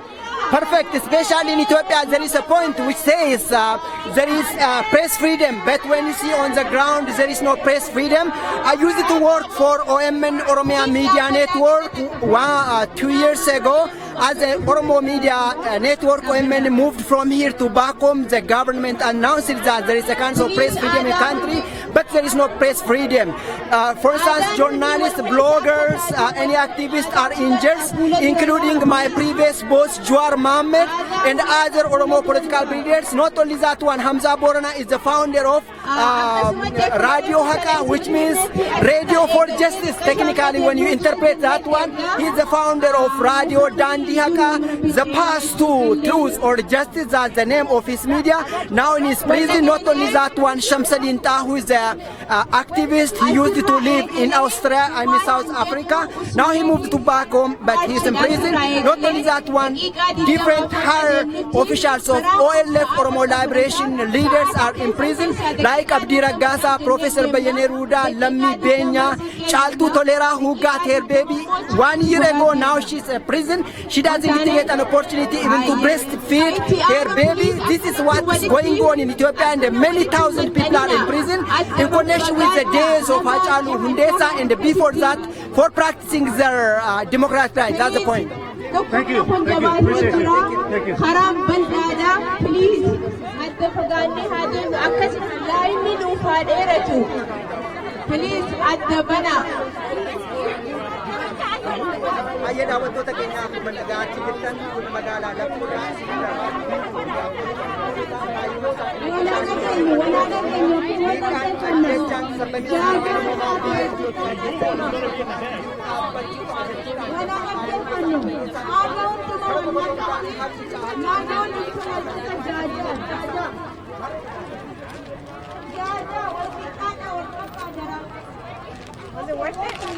Oh yeah. Thank you. Please, lighting and explain what is the achievement for that. Please, at the Mazada, Aram Balada. Okusan Mitin, Namahe Tulani Fakana. Please, at Fagada. Walira.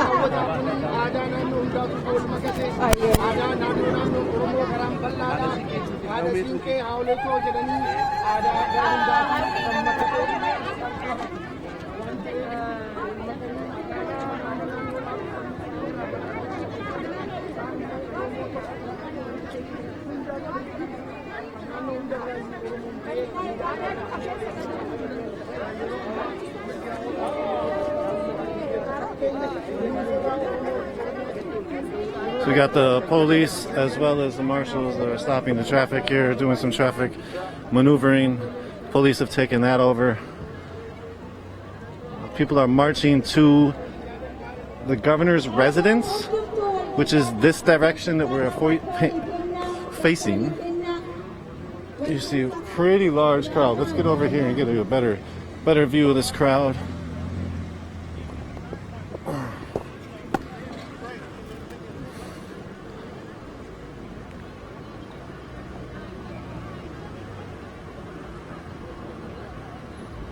Yeah, we're here live in St. Paul, right off of Macabin and University Avenue, a block away from the Oromo Community Center here in in St. Paul, Oromo Community Center of Minnesota.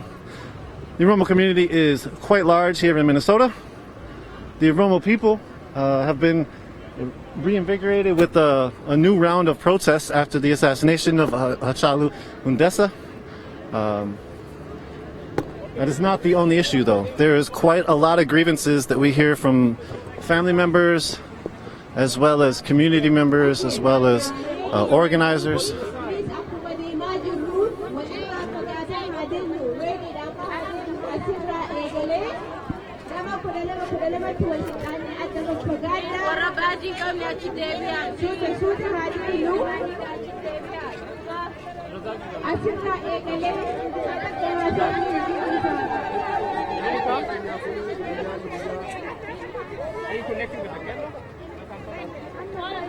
Akkuma deemaa jirtanii adda faffagaataa deemaa karaawwan bal'aa ta'eef galatooma.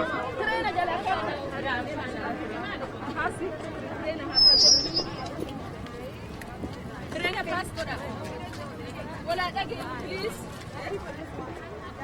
Media, can you guys please be to the side?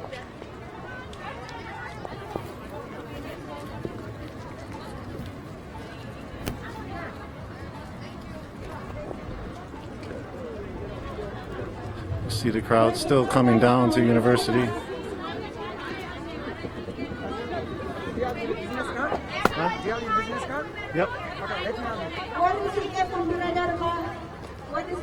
Thank you.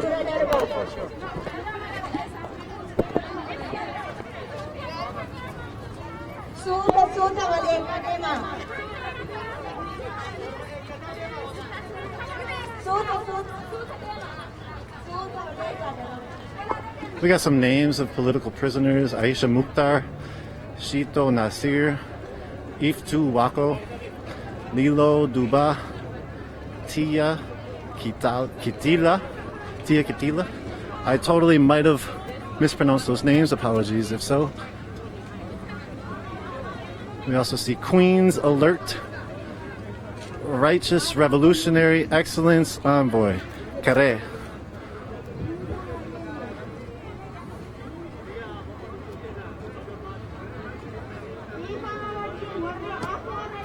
You see some graffiti here. It's on boarded up windows. This is remnants of the George Floyd uprising. University Ave got hit pretty hard during the uprising. Looks like we got Oromo Media Network here. Yep.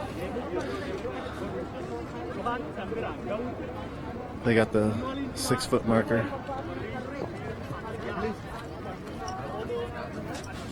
Oromo Media Network, Jawar Mohammed, who we were just hearing from one of his, we were just hearing from this gentleman over here on the left with the streaming capabilities of how he was working with them. Jawar Mohammed is now in prison in Ethiopia, locked up by the government, basically for being a freedom fighter, people say. He was going to possibly run for the next election and therefore had garnered a lot of support and was possibly going to be, you know, a front runner. He's since been locked up.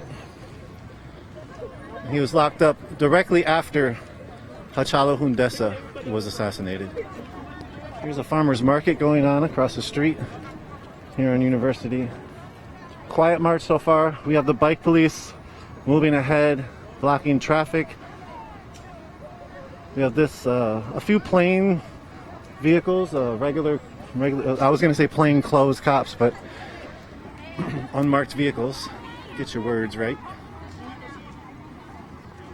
Again, we've heard so many stories from our coverage these last couple days, from the Oromo community about family members being tortured, family members being killed, them fearful of their family members not being around. We got the heads up on the staffs that people are holding. These are staffs that women hold. If you want to know more about the staff specifically, go back, check out our YouTube, and I think on YouTube you can go back and look at our stream. I'm not sure if you can do that on Facebook while it's live, but the staff means a lot to the women. Basically, it's like their voice. Whenever they stomp their staff, they can like stop fights and everything else. We heard from this young lady about the staffs.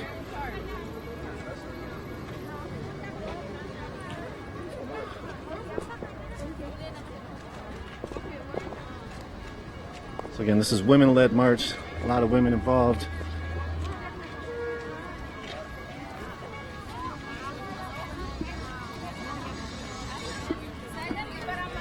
Yesterday, a sit-in started outside of the Ethiopian consulate here in Minnesota, in St. Paul, really right up the street. We're on 563 University right now, and if we would keep walking 20 blocks up University, then we would get to the Ethiopian consulate, where folks were planning to take up space and create a vigil that would be honoring Hachalu Hundessa. Sorry, I dropped something.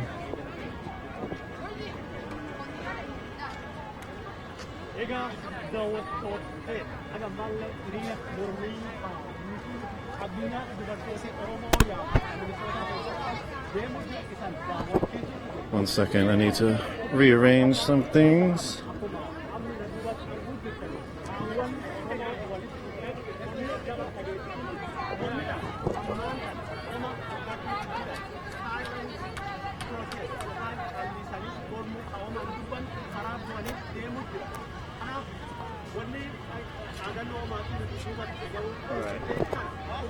Sorry about that. To put a protector over the camera. So, from my understanding, is this is supposed to be a silent protest or a silent march by the women? They were chanting and singing earlier. I'm not sure if singing is the right word, but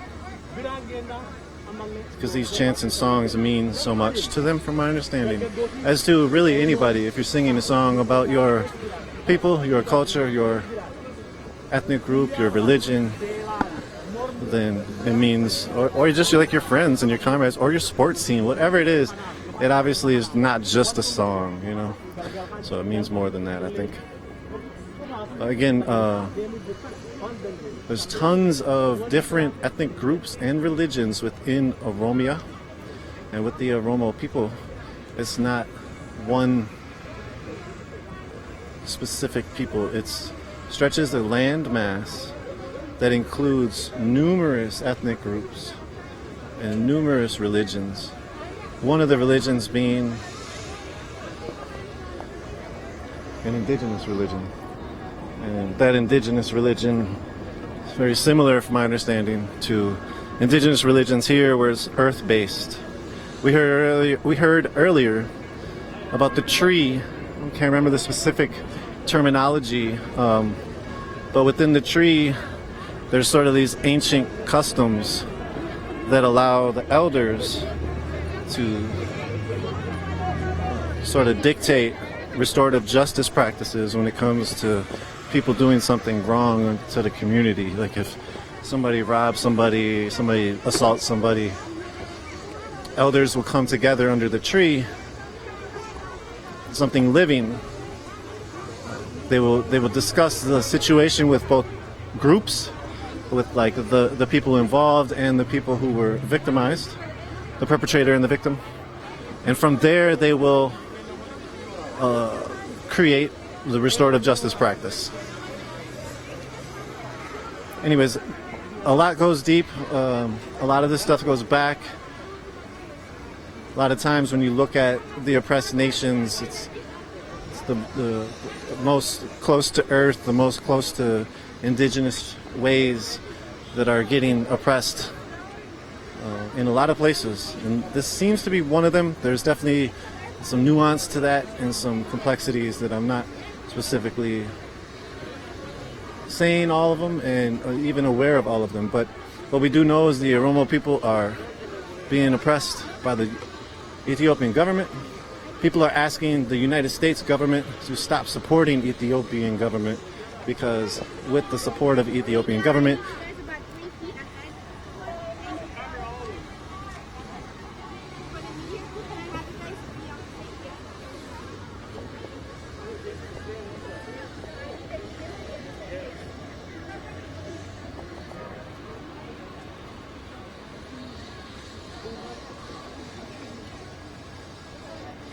so people are calling on, they're going to go to Governor Wall's residence and call on Governor Walls to stop supporting the Ethiopian government, but also to listen to their grievances.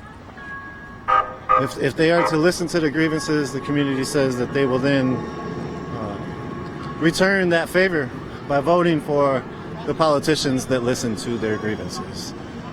And probably not only just listen, but take action. So we have still people are lined up across the streets, and people are waiting to walk with the group. But the light rail is still moving. So this protest is not taking up, the light rail is just taking up one side of University.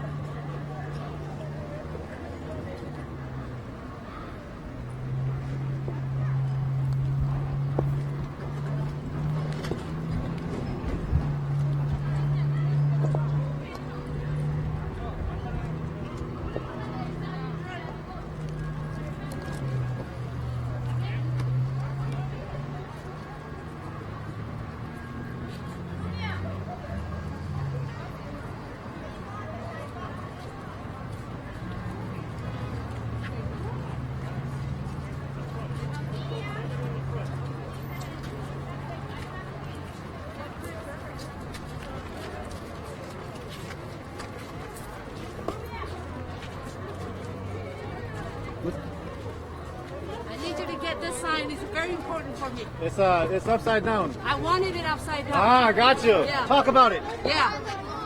Talk about it if you want. These are the same people. These are cannot represent the Ethiopians, Oromos. These are the killers. These are all the same. We do not want those people. We don't want this. You are nothing nothing. You are better.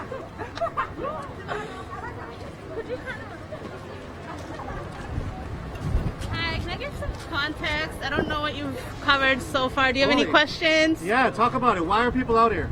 So people are out here because the government, there's a huge government crackdown going on in Ethiopia. We also have minority groups that have been attacked. The government has not investigated and instead scapegoating protesters whom it's targeting for arrest, torture, and people are out here saying investigate the killings and release all the political prisoners, come back to the negotiating table, and that Ethiopia cannot continue pursuing a zero-sum political game, and that people, all voices need to be at the table. I have friends in prison right now. Many of these people who are here have friends and family in prison. This is an intergenerational struggle. We've seen this for, my grandfather was fighting for Oromo rights. My father was fighting for Oromo rights. I'm out here with my people, and we just want it to end. We want all Ethiopians to have peace. We want all indigenous people in Ethiopia to be respected. We want what all people everywhere want. We want peace. We want justice. We want to live in equality with our neighbors. And right now we are asking all freedom-loving people to stand with all indigenous people in Ethiopia that are being killed for wanting to hold on to their land, for wanting to speak their language, for wanting to grow as a people. The attack against us as Oromo people, our right to exist as a collective has never been respected by the Ethiopian state. And we want this disrespect. We want the genocidal project of state building to end. We want a democratic state building project that takes everyone into consideration. And then I want to explain the significance of the women being here today. Historically, Oromo women play a very important role in peacekeeping. Whenever there's a conflict, women come out with their stick, this stick, the CK stick that I don't have one, even though I am married. The stick is supposed to be a unifying symbol for all of us. Basically, if there is a crisis in the community, if there's a crisis in the household, the women come together and they deliberate and they force everyone to come to the table and to discuss. Okay, I hope I don't break it. So yeah, they force everybody to come to the table and discuss? And deliberate. And basically, sometimes too much masculine energy can create too much chaos, and the women come together and they rebalance the scale, and they remind everyone what's important. And they draw on their huge cultural resources to do that. Yeah. Yeah. Can you talk a little bit more about, you're talking about investigating, right?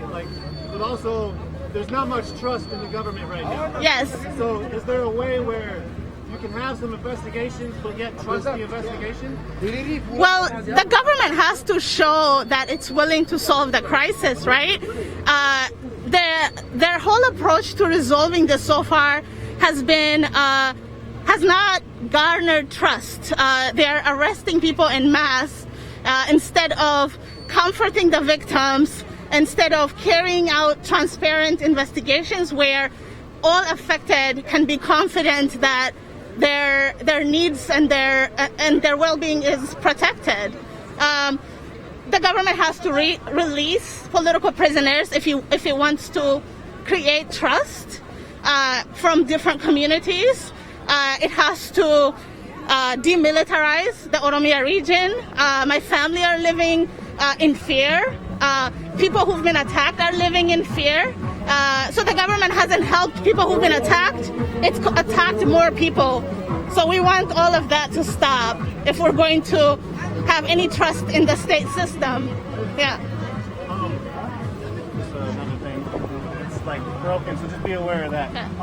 So lastly, you talked about the women and the importance of the women and even leading the march and with the staff. Can you talk about the women's role here in the Oromo community here in Minnesota or in the diaspora in general? Yeah. So historically, women do all the work, but they're often invisible and their labor is invisible. And I feel like this time the women are coming to the forefront because they need to. They have to respond to the crisis, to what feels like unprecedented crisis to them. And so they're not doing anything new. They're doing what they've always done. They're just more visible now. Yeah, and as you saw, there's a lot of grandmothers. There's a lot of mothers. They're the backbone of our society. They often don't ask for much from us as a society. And, you know, I'm very happy to see young people more involved, women more involved and more public, because I think it gives our politics some serious humane consideration. Because I think people forget that this is not just about who's a prime minister and who is not. This is about people and their lives, and it's about resolving intergenerational trauma, ending intergenerational trauma, putting our political culture within the Oromo culture as well as within Ethiopia. Make it humane, make it people-centered. Our politics has never been people-centered. So I'm hoping that women and youth inject that kind of energy into our movement. Anything else you want to say? Thanks for the solidarity. Thanks for being here. I feel like, you know, ask questions. You will hear many things. The government is scapegoating protesters. And you will hear a lot of disinformation campaigns that attack the protesters. Just think critically, ask questions, and demand investigations so that the government tells us exactly who's killing minorities in Oromia, instead of using that as a cover to kill our families. We also want everyone to be safe, and we want all the killings to stop. Yeah, thank you. Thank you. Appreciate you. Thank you for taking the time to say something. Thank you. We got the flags here.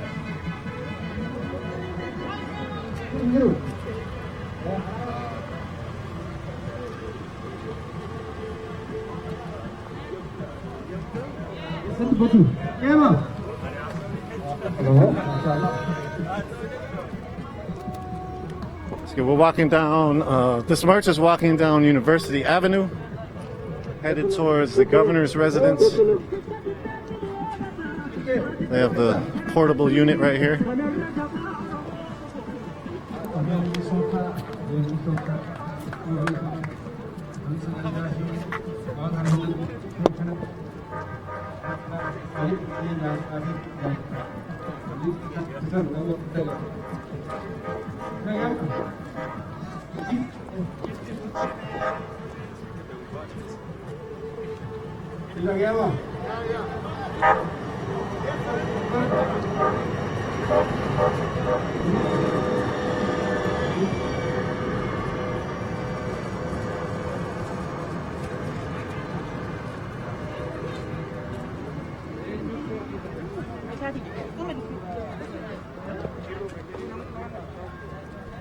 Starting to get pretty hot out here, pretty humid.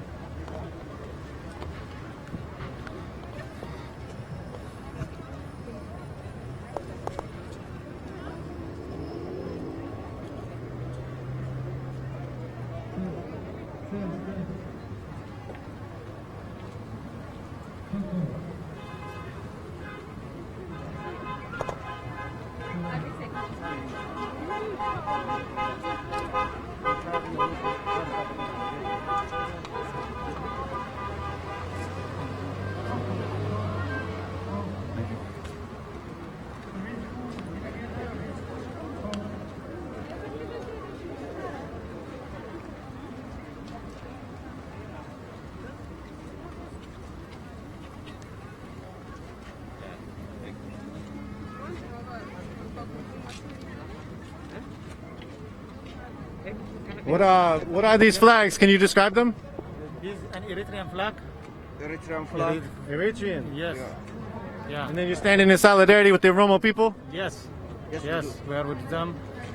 Their struggle and our struggle is the same.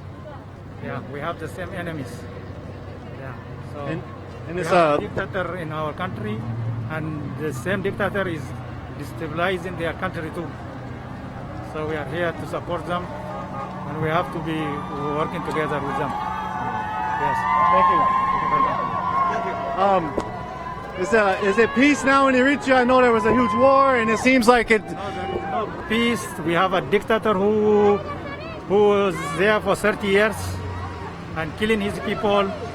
You know, enslaving his kids. We have unlimited military services for everybody from 14 to 18 for almost 19 years. Yeah. So our people, they are just slaves. We cannot just say we have government. We just have bandits, mafias. Yeah. That's fine. Anything else you want to say? What would you want to say for the Oromo struggle and how you are standing in solidarity with it? Well, we are here just to tell them that whatever happened in Ethiopia now, it is the same. That is the same. That is what happened to Eritrea. The same. He was killing our generals, arrested our sheikhs, arrested our popes. He destroyed all the country, and so we are just telling them that this is a lesson he's learning from the big dictator. And also, injustice for one person is injustice for everybody. So we stand solidarity for everybody, you know, who have injustice in everywhere. So that's why we are in solidarity with the Oromo people. You know, what's happening to us, we want to make sure not to happen to them. At least we're starting to stop them while it is at the beginning. So we have a common enemy. So that's why we are here, and we want to just to make sure that they should understand that the dictator we have, he is the one who is destabilizing all the East African countries. And I was there, I know it very well. I was with the government for a long time. And so that is what is going to happen. They should not be quiet, because when we were quiet, we were enslaved and our life has been destroyed. Yeah. Thank you. Okay, thank you. Thank you. Appreciate it. Yep.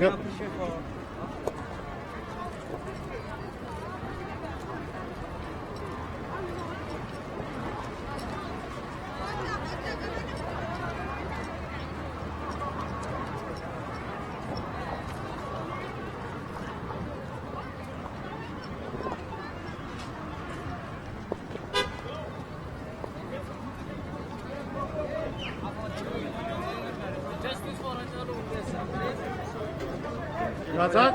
No. Okay. I heard you, Justice. Yep. So again, we see crosses. We saw prayers earlier. There's multiple religions from the Oromo people. It's not just Muslims, not just Christians. Solidarity from traffic.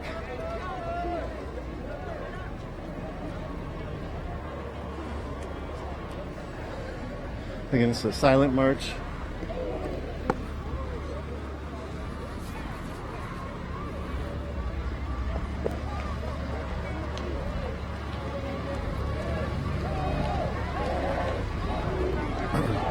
Chants happen.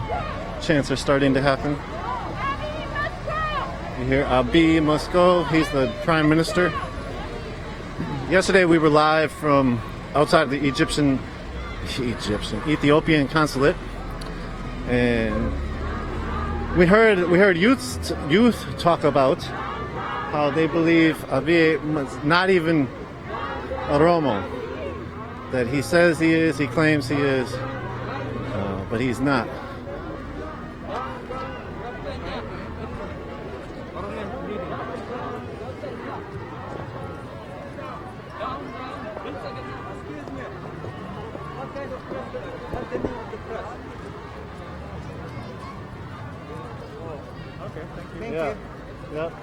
We're on social media. You can check us out. That's our website right there. On social media? Yeah, social media. Check us out too. And then basically we're a nonprofit 501c3 educational media collective that we try to bring context to social and environmental struggles. So when you gonna be posted? It's live right now. Oh, that's pretty good. Yeah. How do I know? So it's on Facebook, Twitter, and YouTube.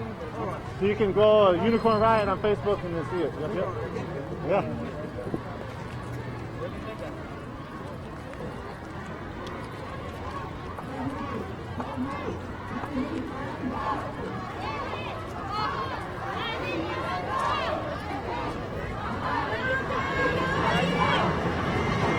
Pictures of Jawar Mohammed.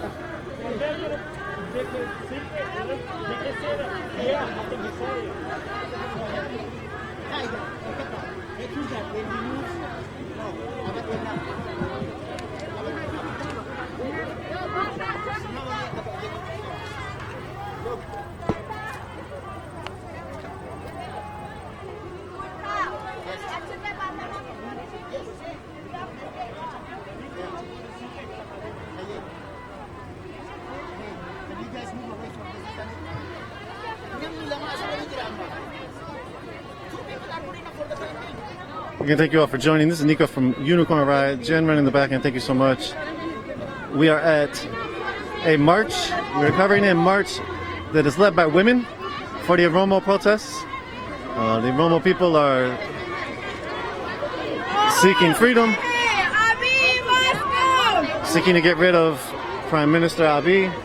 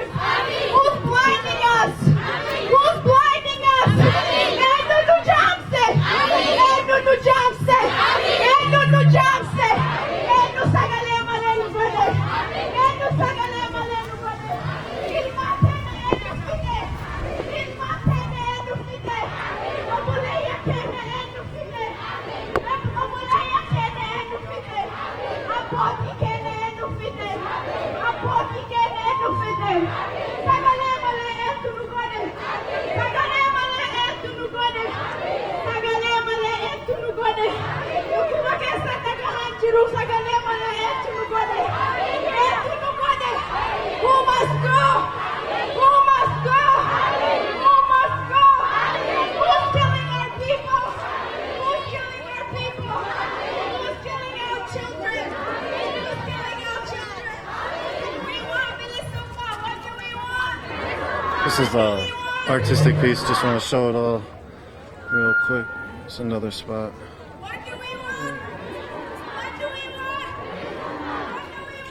Again, University Avenue was tore up during the George Floyd uprising. This was an art installation out here on University Ave. Not related to this protest. This protest is a Oromo protest for free Oromo people to get rid of, to demand Abiy Ahmed resign as the prime minister, to demand the freedom of Jawar Mohammed, to demand the freedom of all political prisoners, and investigation into the killings that have been happening.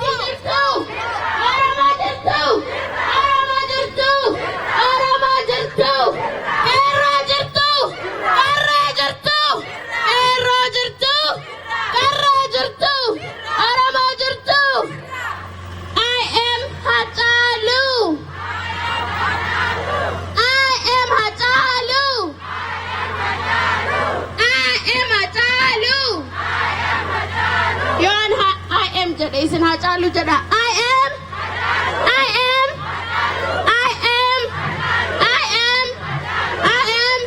When I say I am, you say Jawar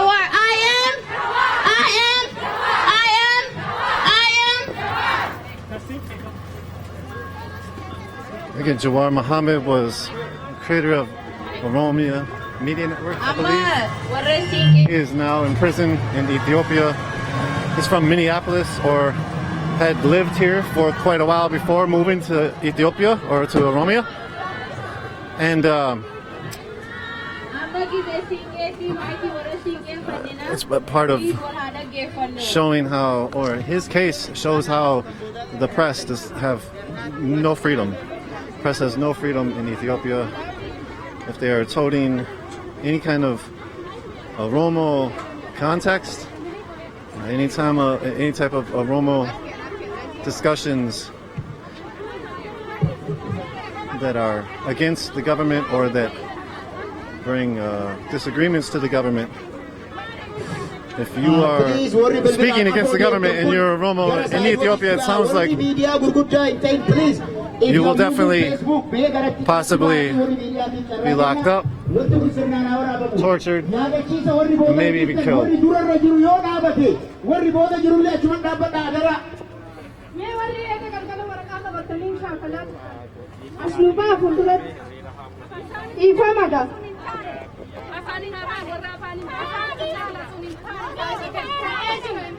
أنا جرا غنا كان أرجعت جرا وارد شاكلات وران أزباو كمان هذا هوي ورا شاكلات جرا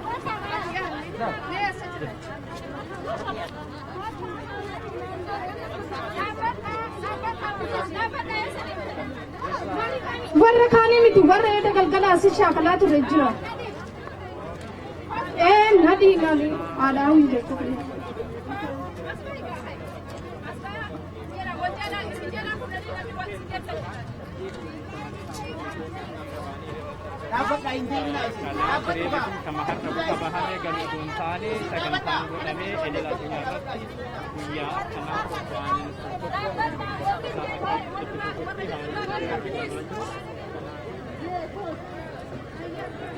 Some more art.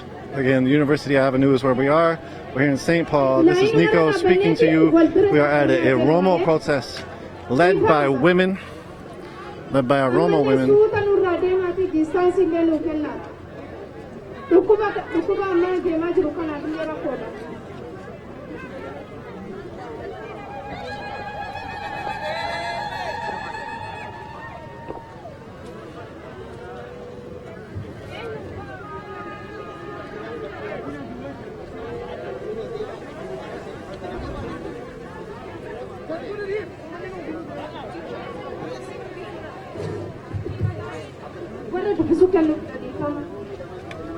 Again, it's pretty hot here.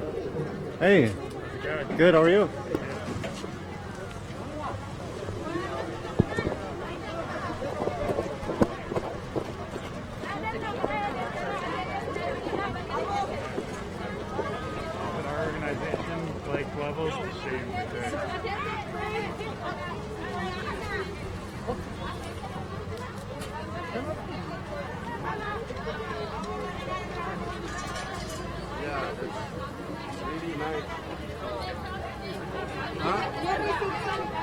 It's really nice, beautiful, the flag. These are the beautiful Oromo flags.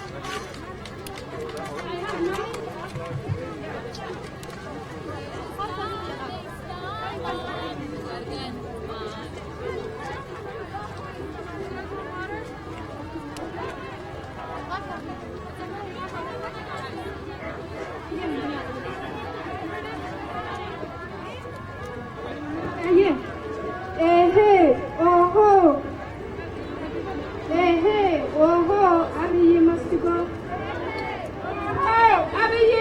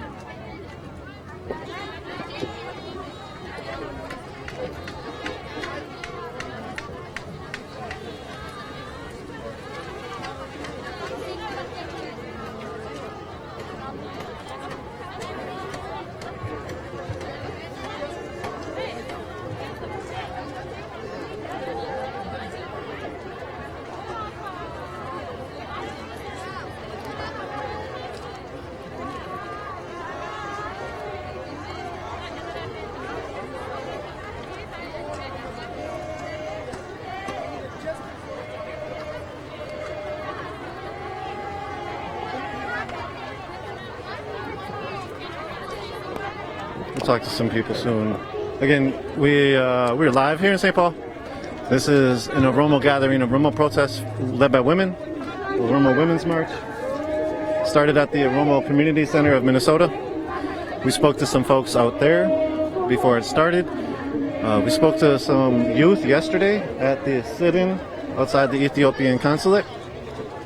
And if you want more context to why people are out here, you can check out yesterday's stream for some very well-spoken youth, or you can check out earlier in this stream for some more context.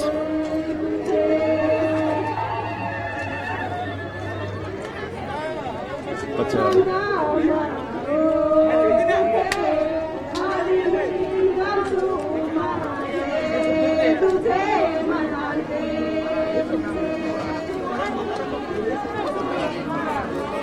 do you want to talk about your sign at all?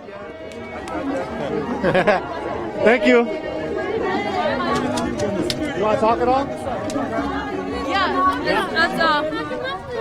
You can hold this or I can, however you want to do it. Oh, okay. If you do it, just be aware, tap the bottom every now and then, make sure it goes up. Okay. Okay. So we have Jawar Mohammed and we also have on the back Mundesa. Can you talk about them and what it means to you to be out here with all these women? Yes, we want the Jawar Mohammed and Bakale Garba to be free. They are imprisoned in Ethiopia right now by Abiy Ahmed, and they means a lot to Oromo people. They've been fighting for our rights and for Oromo rights for many years. Now the Abiy Ahmed regime has them imprisoned because they are standing for the justice for all Ethiopians, not only for Oromos. So we want them to be free, and also all others Oromo prisoners to be free. That's our struggle been for very long time, and we want this to end for good this time. So these continuations of the struggle, you talk about how this has the impact maybe now. We have all those people and then all the youth and Oromia are struggling against it. Do you think that there might be an end to this struggle soon? Hopefully this should be the last time. I hope we don't have to pass it to our children. We want to be this the last time, and we want to end it here. And all Oromos are awake now, and they know what they want and they know what they need. And hopefully this is going to be the last time that we are marching. And hopefully next time we are going to march for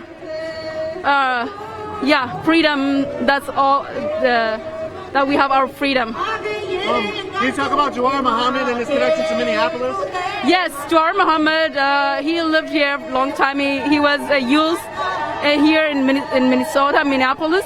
And yes, he started here through OMN, the Oromo media.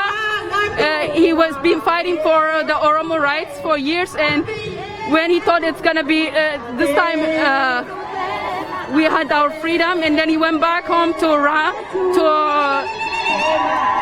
be part of the freedom, but disappointingly it didn't turn out the way we thought it would have been.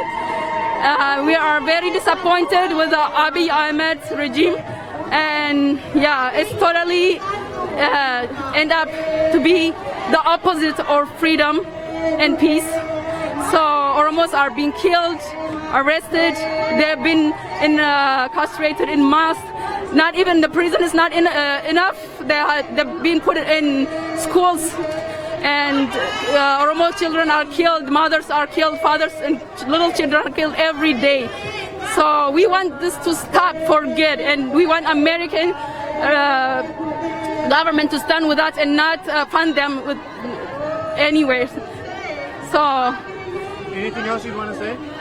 Yeah, I just want to thank you for being here and recording this, and this is going to be history, and one day we're going to celebrate the other way, hopefully. Thank you. Thank you. Appreciate it. Thank you. Sorry for saying your sign was upside down earlier.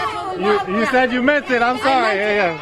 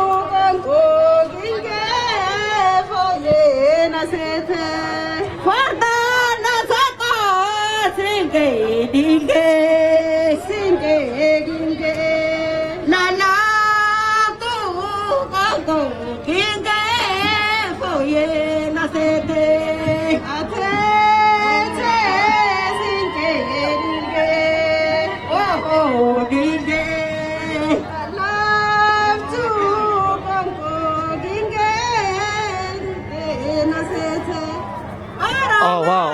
It actually says, "Free all Oromo political prisoners." This is an airplane. I do not know if you can see it. The reflection doesn't allow me to see it, but through this screen that it is.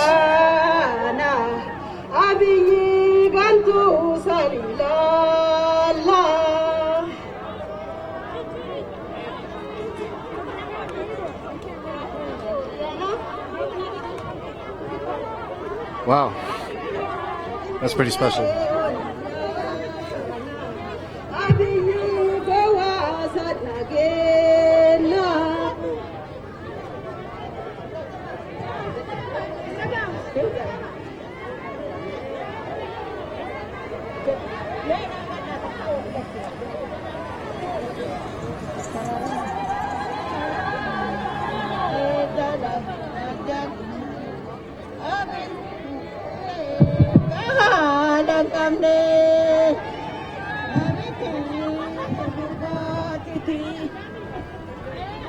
Wow.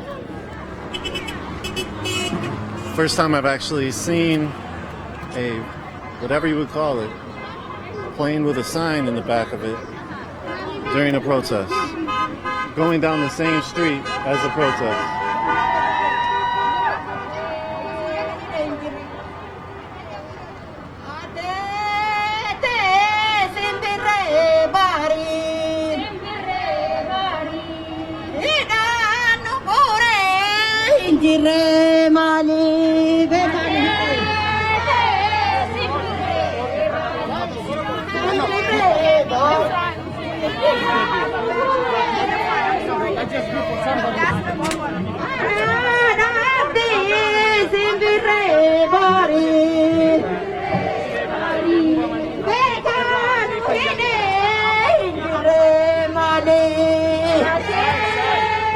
Every man to the side.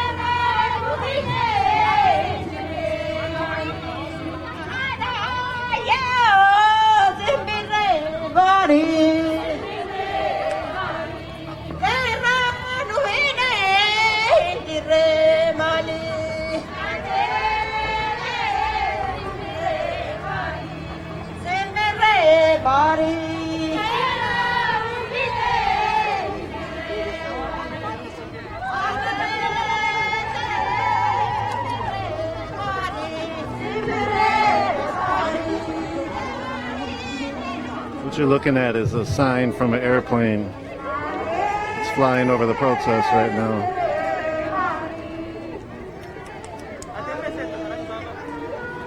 It says, "Free all Oromo political prisoners."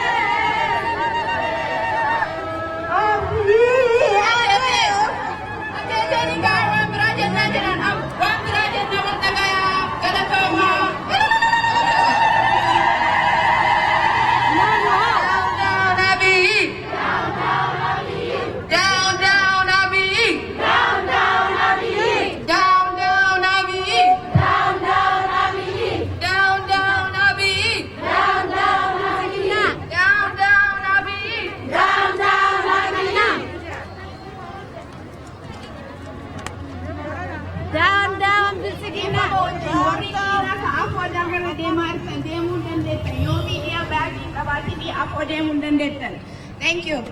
If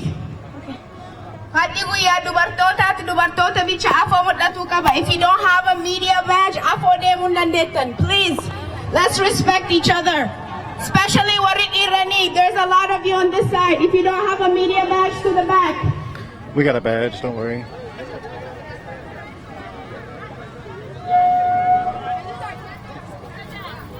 Right row.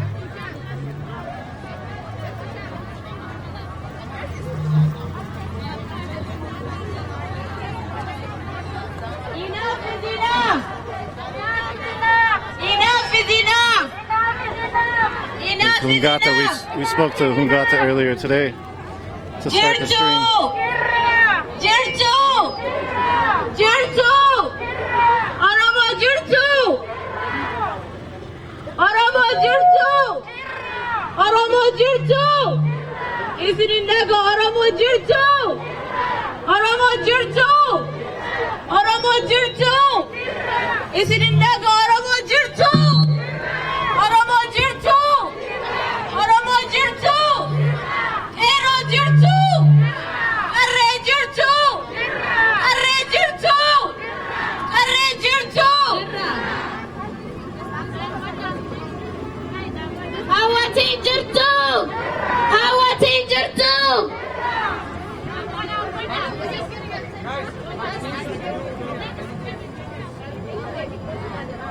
Enough is enough!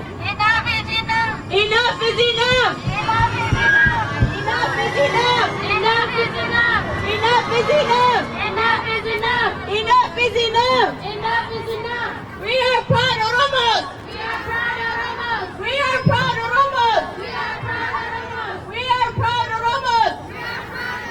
What are we? What are we? What are we? Oromo! We are Oromos! We are Oromos! What are we? Oromo! What are we? What are we? Oromo! What are we? Oromo! We are fighting for justice. What are we fighting for? Justice. What are we fighting for? Justice. What are we fighting for? Justice. What are we fighting for? Justice. What are we fighting for? Justice. What are we fighting for? Justice. What are we fighting for? Justice. What are we fighting for? Justice. What are we fighting for? Justice. Free Jawar Mohammed. Free Jawar Mohammed. Free Jawar Mohammed. Free Jawar Mohammed. Free Jawar Mohammed. Free Jawar Mohammed. Free Jawar Mohammed. Free Jawar Mohammed. Free Jawar Mohammed. Free Jawar Mohammed. Free who? Jawar. Free who? Jawar. Free who? Jawar. Free who? Jawar. Free who? Jawar. Free who? Bakala. Free who? Bakala. Free who? Bakala. Free who? Bakala. Free who? Bakala. Free who? Bakala. Free who? Bakala. Free who? Tantu Takale. Free who? Tantu Takale. Free who? Tantu Takale. Free who? Tantu Takale. Free who? Tantu Takale. Free who? Tantu Takale. Free who? Aisha Maktar. Magano Jalaja. These are all the female prisoners. Please say their names after us. Free who? Aisha Maktar. Free who? Aisha Maktar. Free who? Aisha Maktar. Free who? Aisha Maktar. Free who? Aisha Maktar. Free who? Aisha Maktar. Free who? Aisha Sadiq. Free who? Aisha Sadiq. Free who? Aisha Sadiq. Free who? Aisha Sadiq. Free who? Naima Ahmed. Free who? Naima Ahmed. Magad, please say the name after us. Free who? Naima Ahmed. Free who? Naima Ahmed.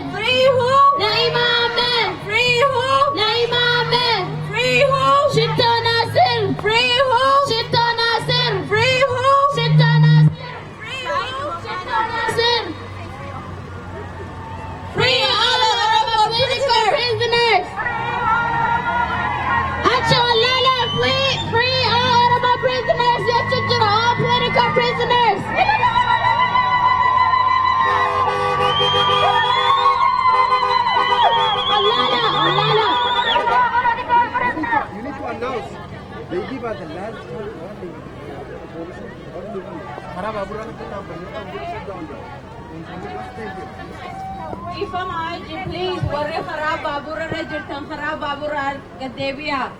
Please, worry kharab babura jirtan kharab babura raha.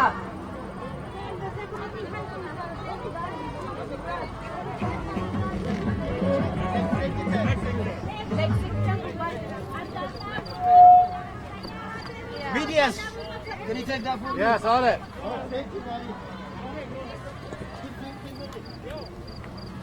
No justice, no peace. No justice, no peace. No justice, no peace. No justice, no peace. No justice, no peace. No justice, no peace. No justice, no peace. No justice, no justice, no justice. Free Oromia. Hawati jirtu, jirtu, jirra. Isini nagan nuguya ko kasani miti. Jirtu, jirtu, jirra. Sagale orkabata sagale te sambara di pamega awalam te orkabata si orkamna orkamna.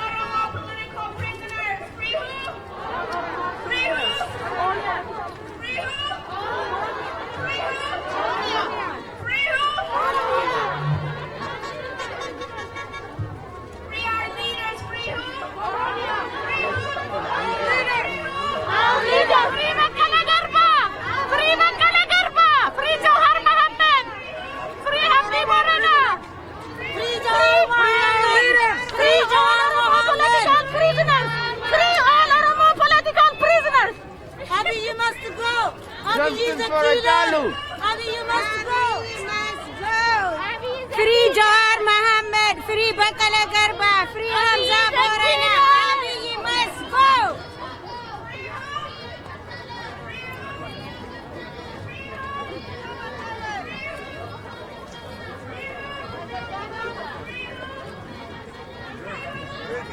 Thank you.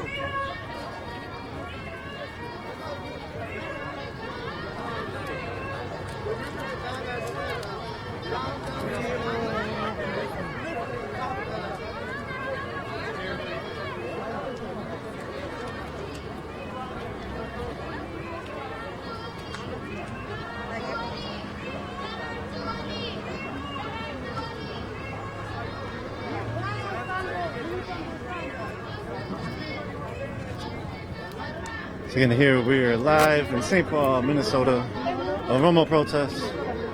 A lot of people have family or even themselves have been tortured by the Ethiopian government. Here we're walking by a burnt up AutoZone, one of the many spots and buildings that were burnt up during the George Floyd uprising. It's now a vacant building.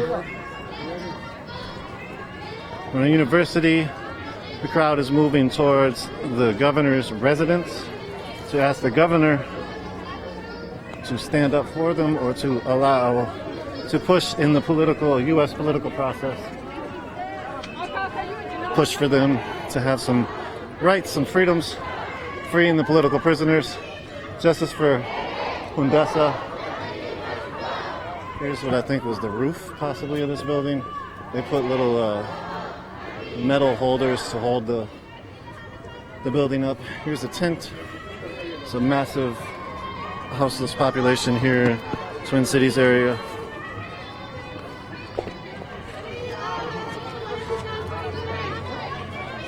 As they chant free all the political prisoners, a plane rides by with the same statement.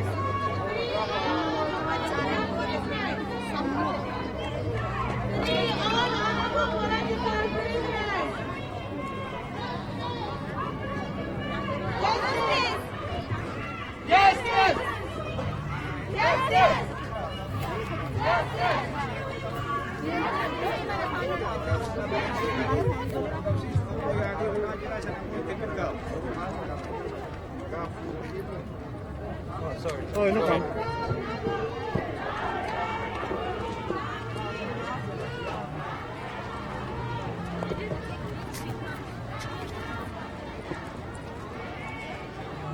Crowd is now turning down Lexington.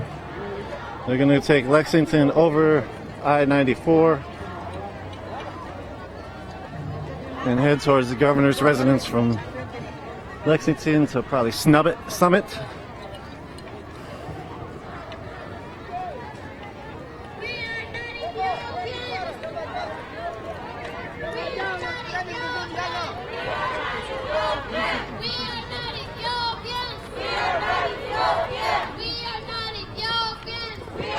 Ramsey County sheriffs are out here doing traffic control.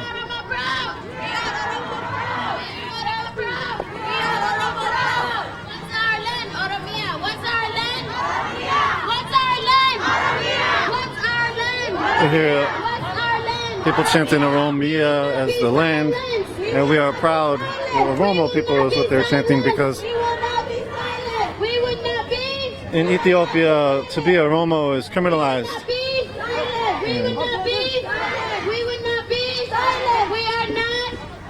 They're letting these cars go by real quick.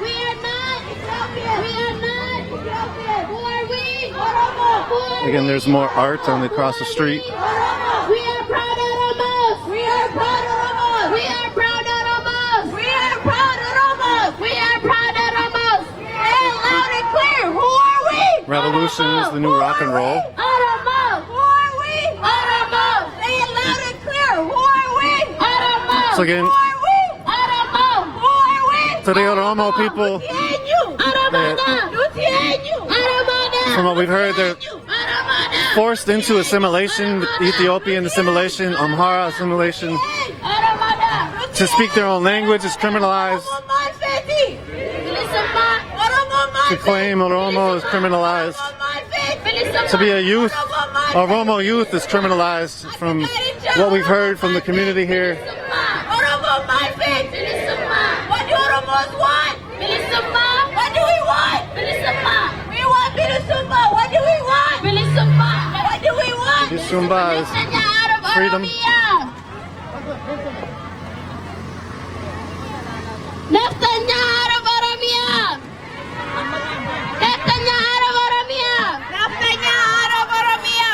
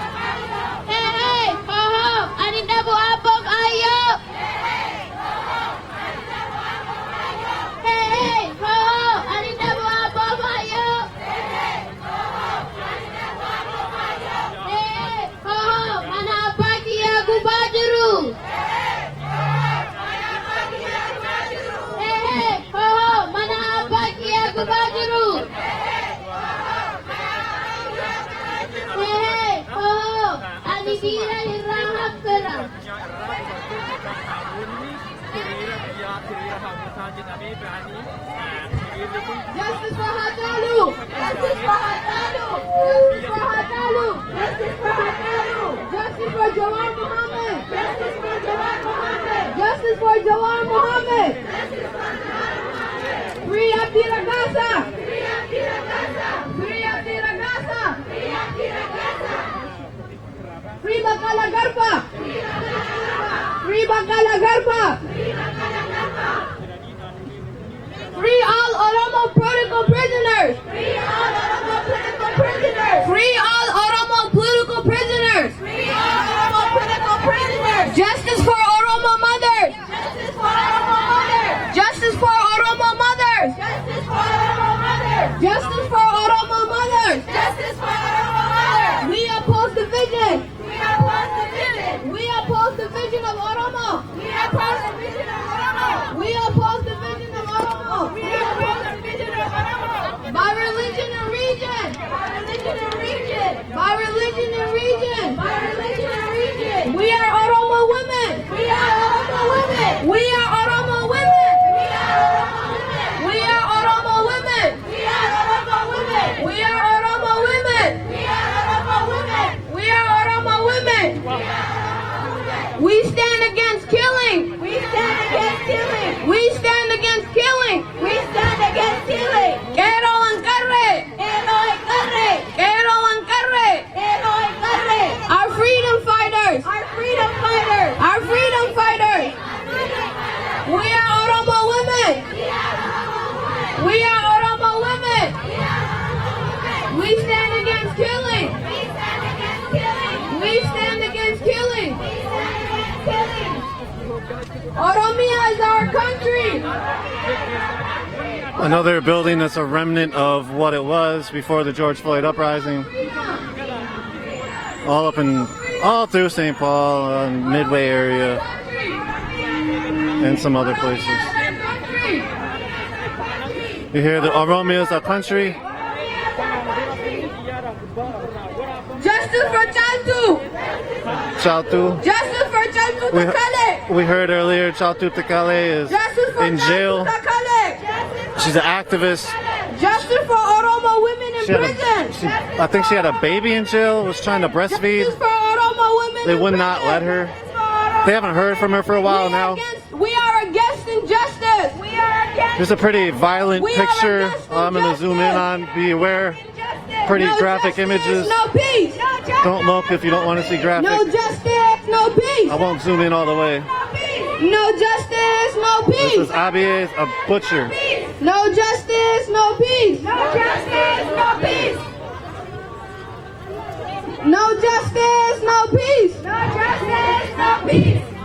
We Oromo women. We Oromo women. Support Oromo political leaders. Support Oromo political leaders. We Oromo women. We Oromo women. Support Oromo leaders. Support Oromo leaders. We Oromo women. We Oromo women. Support Oromo leaders. Support Oromo leaders. We Oromo women. We Oromo women. Support Oromo leaders. Support Oromo leaders. No justice, no peace. No justice, no peace. No justice, no peace. No justice, no peace. No justice, no peace. No justice, no peace. No justice, no peace. No justice, no peace. Free Bakala Garba. Free Bakala Garba. Free Bakala Garba. Free Bakala Garba. Free Abdi Ragasa. Free Abdi Ragasa. Free Jawar Mohammed. Free Jawar Mohammed. Free Jawar Mohammed. Free Jawar Mohammed. Free Jawar Mohammed. Free Jawar Mohammed. Free Jawar Mohammed. Free Jawar Mohammed.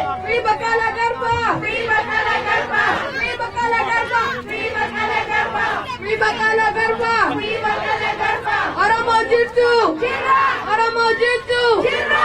Oromo Jirtu. Jirra. Borana Jirtu. Jirra. Shawa Jirtu. Jirra. Arsi Jirtu. Jirra. Hararge Jirtu. Jirra. Wallaka Jirtu. Jirra. Jilma Jirtu. Jirra. Wallo Jirtu. Jirra. Gucci Jirtu. Jirra. Ero Jirtu. Jirra. Karre Jirtu. Jirra. Soddo Jirtu. Jirra. Oromo Jirtu. Jirra. Oromo Jirtu. Jirra. Oromo Jirtu. Jirra. Oromo Jirtu. Jirra. Borana Jirtu. Jirra. Shawa Jirtu. Jirra. Hararge Jirtu. Jirra. Arsi Jirtu. Jirra. Borana Jirtu. Jirra. Wallo Jirtu. Jirra. Gucci Jirtu. Jirra. Wallaga Jirtu. Jirra. Bale Jirtu. Jirra. Oromo Jirtu. Jirra. Oromo Jirtu. Jirra. I am Hachalu. I am Hachalu. I am Hachalu. I am Hachalu. I am Jawar. I am Jawar. I am Jawar. I am Jawar. We are Hachalu. We are Hachalu. We are Hachalu. We are Hachalu. We are Hachalu. We are Hachalu. We are Hachalu. We are Hachalu. Enough is enough. Enough is enough. Enough is enough. Enough is enough. Enough is enough. Enough is enough. Naftanya Arab Oromia. Naftanya Arab Oromia. Naftanya Arab Oromia. Naftanya Arab Oromia. Naftanya Arab Oromia. Naftanya Arab Oromia. Menelik legacy must fall. Menelik legacy must fall. Naftanya must go. Naftanya must go. Naftanya must go. Naftanya must go. Abiy must go. Abiy must go. Abiy must go. Abiy must go. Oromo lives matter. Oromo lives matter. Oromo lives matter. Oromo lives matter. Oromo lives matter. Oromo lives matter. Oromo lives matter. Oromo lives matter. Black lives matter. Black lives matter. Black lives matter. Black lives matter. Black lives matter. Black life is Oromo life. Oromo liberation. Oromo liberation.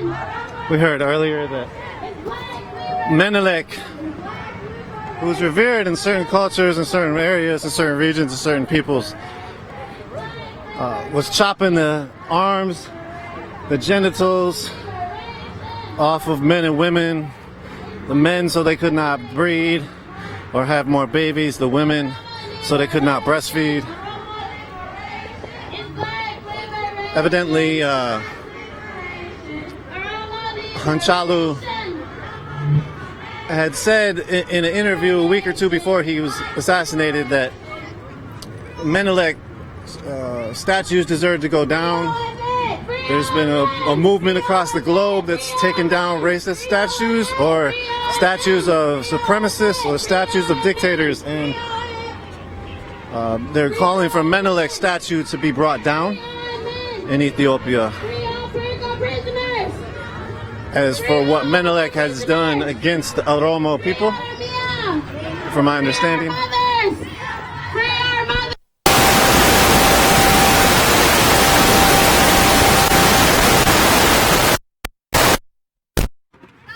Sorry about We that. are seeking justice. We are seeking justice. We are seeking justice. We are seeking justice. We are seeking justice. We are seeking justice. We are seeking justice. We are seeking justice. When I say who's the father of Oromo, you say Jawar Mohammed. Who's the father of Oromo? Who is the father of Oromo?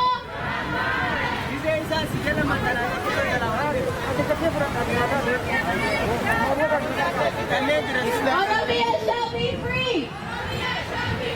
Oromia shall be free. 1 second, you all. Oromia nibilism. Oromia nibilism. Oromia nibilism. Oromia nibilism. Oromia nibilism. Oromia shall be free. Oromia shall be free. Oromia shall be free. Oromia shall be free. Oromia shall be free. Oromia shall be free. Oromia shall be free. Oromia shall be free. Yeroo takka dhiifama waliinii duqa fooqa naga jiru warra siinqeetii fi warra dubartii warri dhiiraa ka'amoo as deemu jirtan cinaa kana please gara duubaatitti kabajaa waliin duubatti nu deebi'a. Yoo baajii hin qabaanne if you don't have a badge that says media please kabajaa waliin isin gaafatu jirra. Kara duubaatti nu deebi'a hawwatii tenna haa dhaggeeffannee kabajnu security teenya haa dhaggeeffi yeroo takka kabajaa waliin jirtu jirtu jirtu isin hin dhaga'u jirtu sagalee tokko taa hawwatii jirtu jirtu jirtu jirtu jirtu sagalee kenna awwaalamee ture amma moo hin jirra jirtu jirtu hawwatii jirtu warri siiqaa jirtu warri ateetee jirtu jirtu eerroo jirtu harree jirtu naftanyaa garaa dhiitaa addallee aduma hiitaa oluu taaltee gaduu taaltus Oromoo jala bultaa.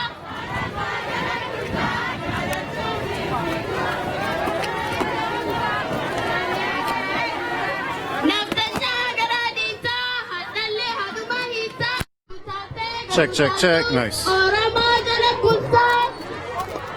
I had to change batteries. Sorry about that, everybody. Oluu taaltee gaduu taaltus Oromoo jala bultaa.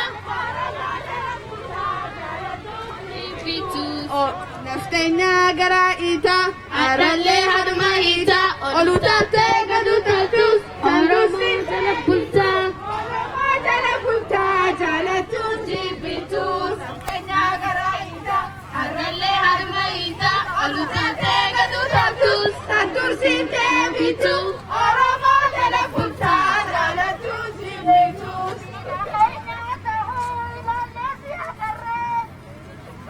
Naftanyaa garaa hiitaa arrallee haduma hiitaa oluu taaltee gaduu taaltus santursiitee bitu Oromoo jala bultaa jaalattus jibbitus. Naftanyaa garaa hiitaa arrallee haduma hiitaa oluu taaltee gaduu taaltus santursiitee bitu Oromoo jala bultaa jaalattus jibbitus.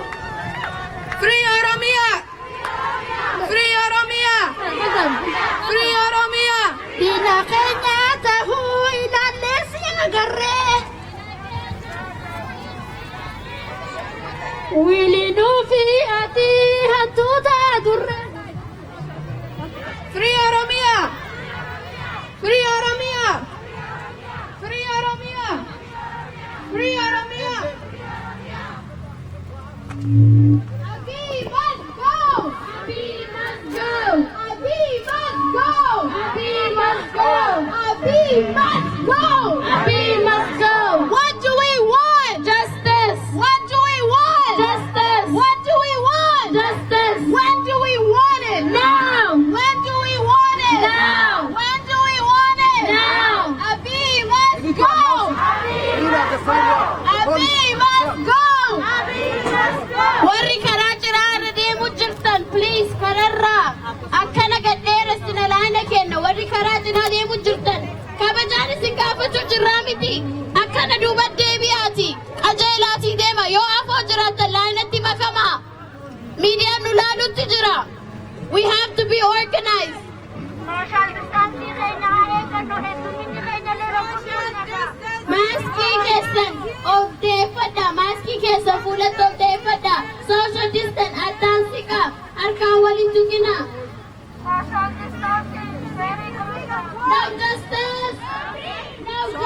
Oh no, what'd you say? I missed it.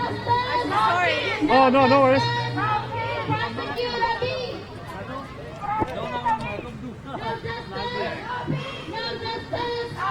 And we have quite a large police presence that's helping with the traffic. There's a lot of instances here in Minnesota and across the United States where people drive through crowds of protesters thinking that that's the proper thing to do, but it's not. It's like attempted vehicular homicide, you know? These metal contraptions are massive. Human bodies are fragile. People speaking up doesn't deserve to have assaults.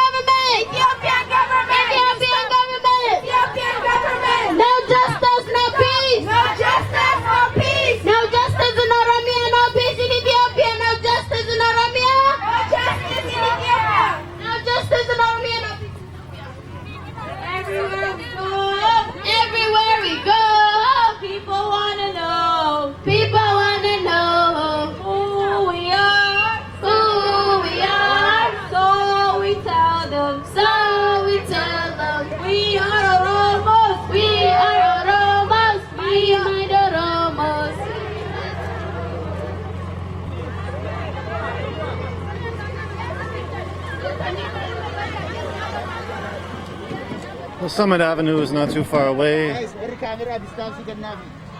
People are trying to organize everybody into a straight line. It's tough. People are moving. There's a lot of people behind them. People are walking. There's a string. The string gets pushed. There's a person who's supposed to be telling them to stop and move. Everywhere we go, it's really hard to hear because everything's loud.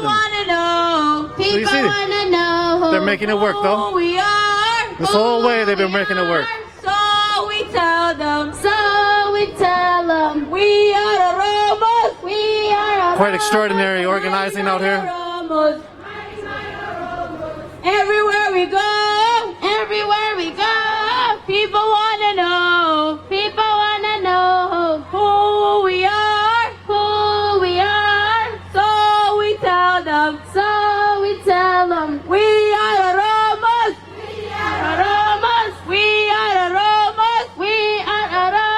mighty Oromos, the mighty Oromos, the mighty Oromos, everywhere we go, people wanna know, who we are, so we tell them, we are Oromos, who are we? I can't hear you. Who are we? Nutienyu.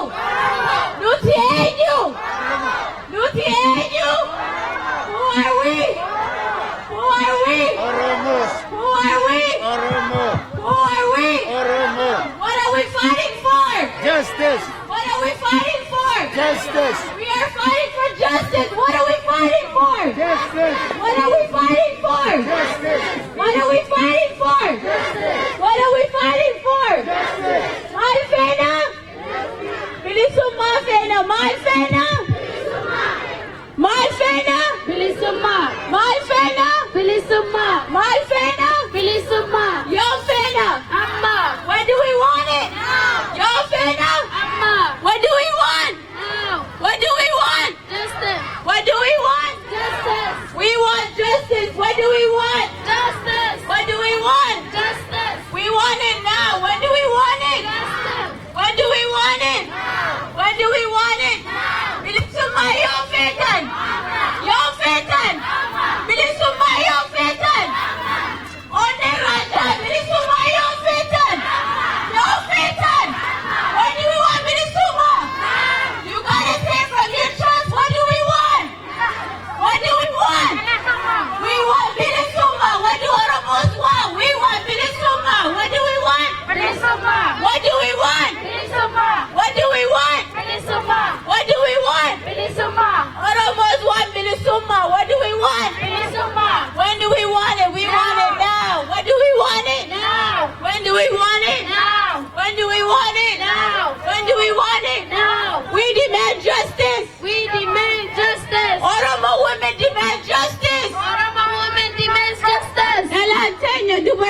Kenya Malfena.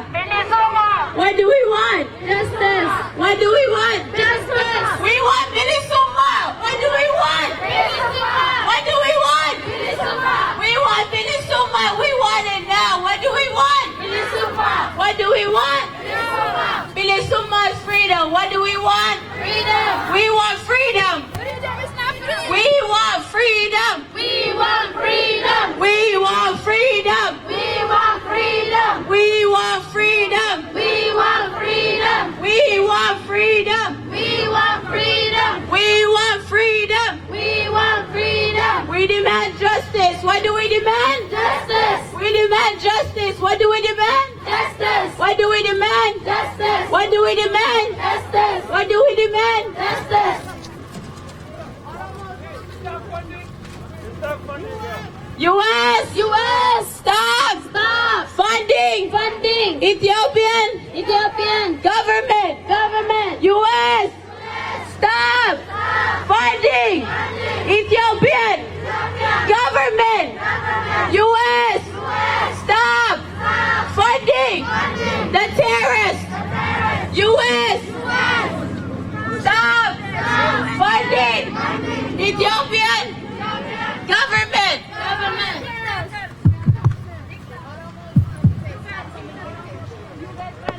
Thank you all for joining us. Nico from Unicorn Riot. We're here live in St. Paul, walking down must go. Lexington, documenting a Oromo women's march.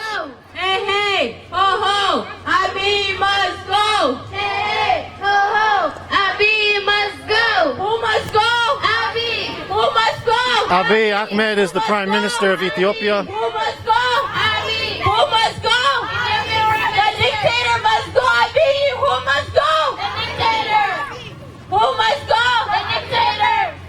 Who must go? The dictator. Who must go? The dictator. Who's the dictator? Who's the dictator? Who's killing Oromos? Who's killing Oromos? Who's killing Oromos? What are we fighting for? Justice. We're fighting for justice. What are we fighting for? Justice.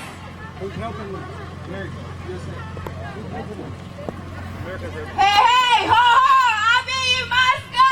Hey, hey, ho, ho, Abiy must go. Hey, hey, ho, ho, Abiy must go. Hey, hey, ho, ho, Abiy must go. Hey, hey, ho, ho, Abiy must go. Hey, hey, ho, ho, Abiy must go. I can't hear you guys. Hey, hey, ho, ho, Abiy must go. Hey, hey, ho, ho, Abiy must go. Who must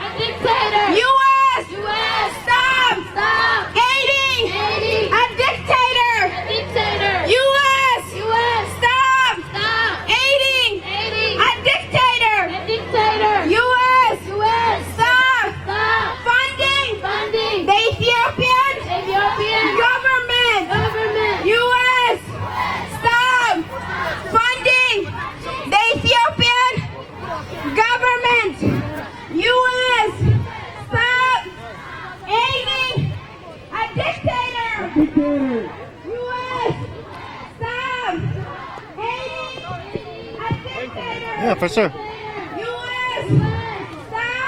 So it looks like the Ramsey County sheriffs have this side of Lexington, whereas the east side of Lexington is patrolled by the St. Paul Police.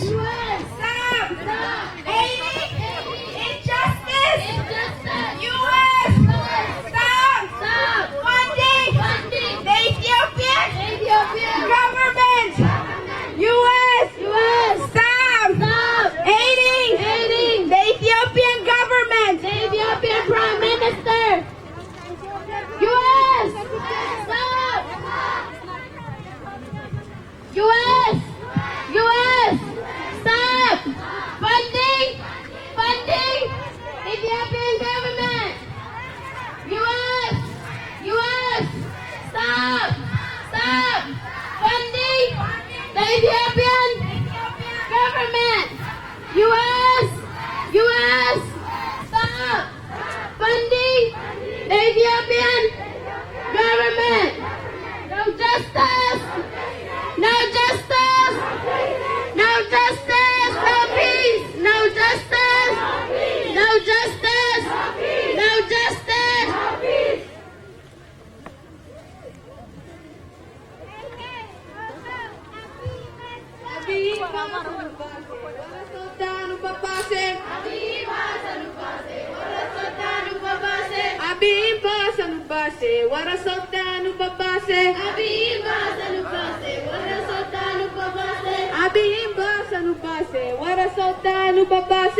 If you're just joining us, welcome to the stream.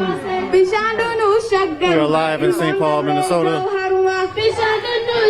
for an Oromo protest, women-led march towards the government residence, governor's residence.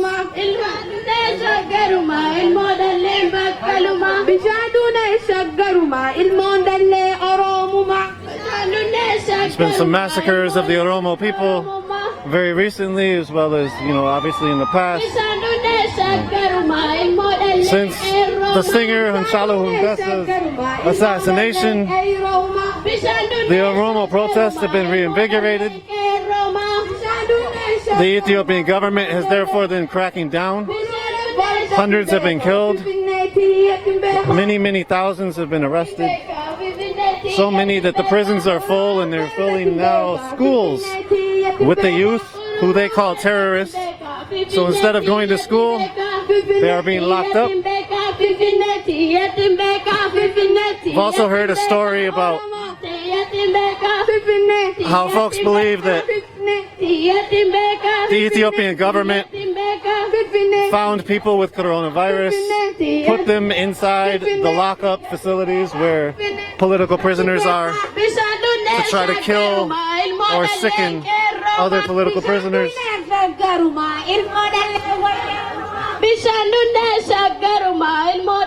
To become a political prisoner, sometimes you only just are Oromo, and that is illegal.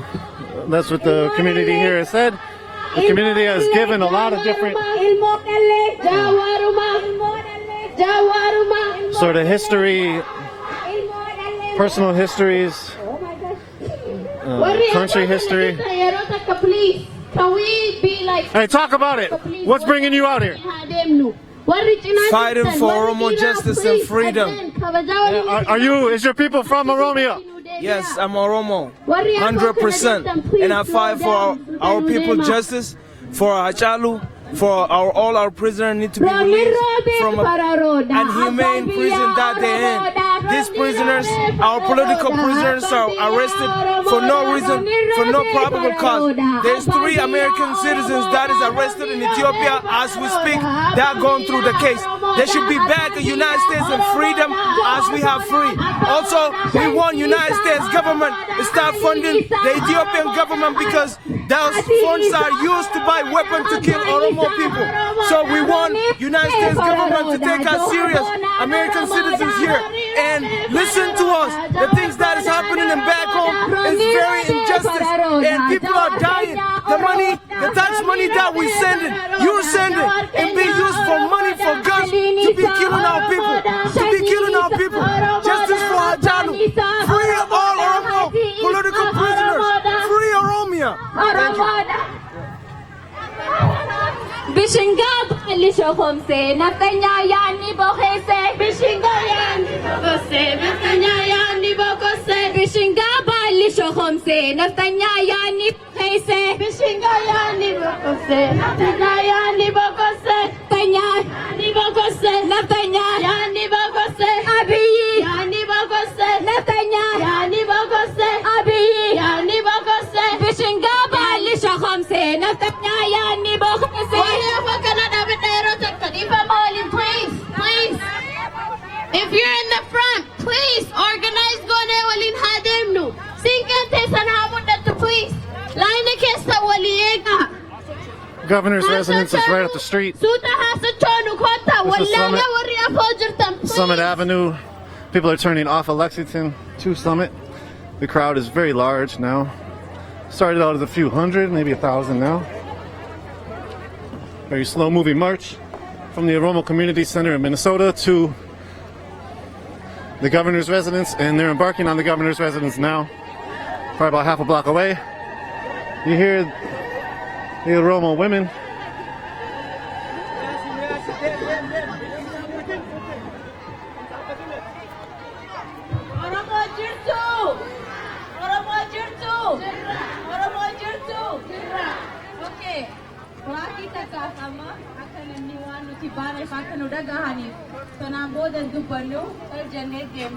So please, please ensure social distancing. Marawali bana, tikisha wali rasistika. Dagesani Oromo. Dagesani. Oromo dagesani. Dagesani. Corona ammalle worry outside jirtan worry tunasa jirtan please line up to Debiya. Corona ammalle dabame tini juru watu juru tunu base kana wali bene tin hademnu. Mask kesan social distancing adane kada mask kesan firam basina. Hafura furada yo fetan wali rasikati hafura furada tilana Debiya. Worry tuna please.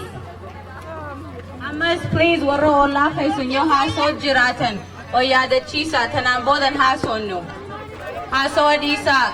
People's property namatira hindemina olla kana namatujra mana isani tarandemina please karara asdemi. They're telling people to stay on the road and off of people's property.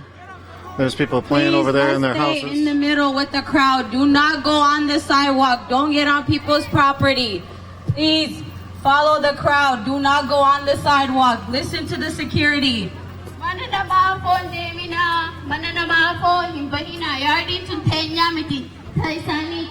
Please, wala kabadne demnu.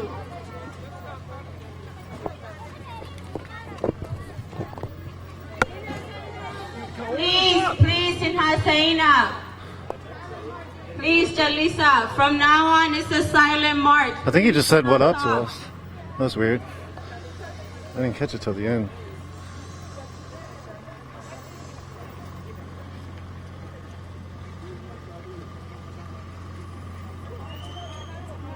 So the march started out silent. Now it's walking to the governor's residence with silence. You can hear small conversations.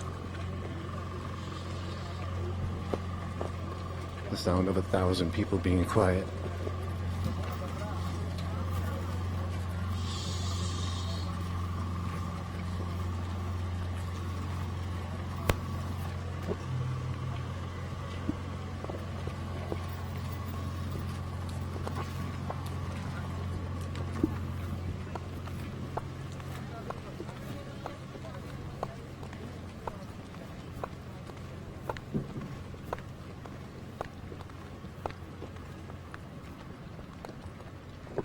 Quite the large police presence to block these streets.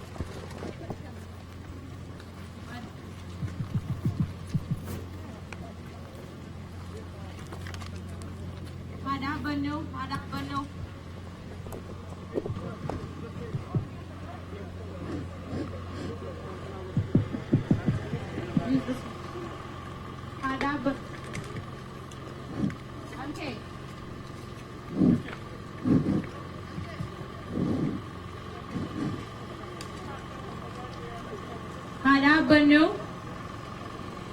amma mana gabanarraa bira geenye so ammallee gisee ejjennu karaa takkatti neeneeti ejjenna so ammaaf akkanumatti ejjenna akka nu dhaga'aniif ammallee hin dubbatina daqiiqaa 5 we're gonna be quiet cal jenneeti ejjenna warri dadhabdan gattaa'uu ni dandeessan. If you're tired you can have a seat, but we have arrived at the governor's house right now. We're still gonna be silent, so don't talk. If you're tired you can have a seat, if not let's lean to one side, but we're still gonna be silent.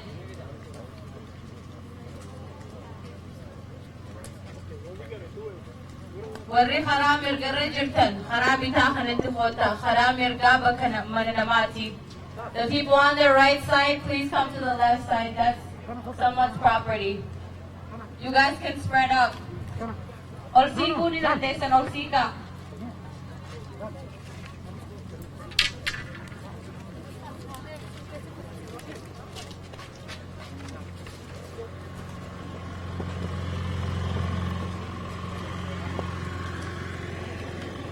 Mana governor marsine dhaabina so warri karaa jirtanitti as qotta.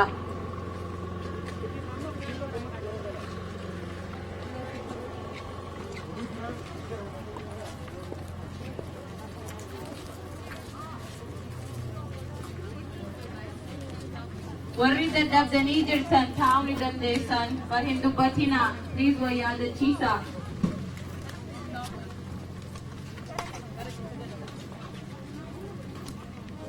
If you're on the right side of the area, please come to the left side. Please come to the left side. And let's practice social distancing too, please.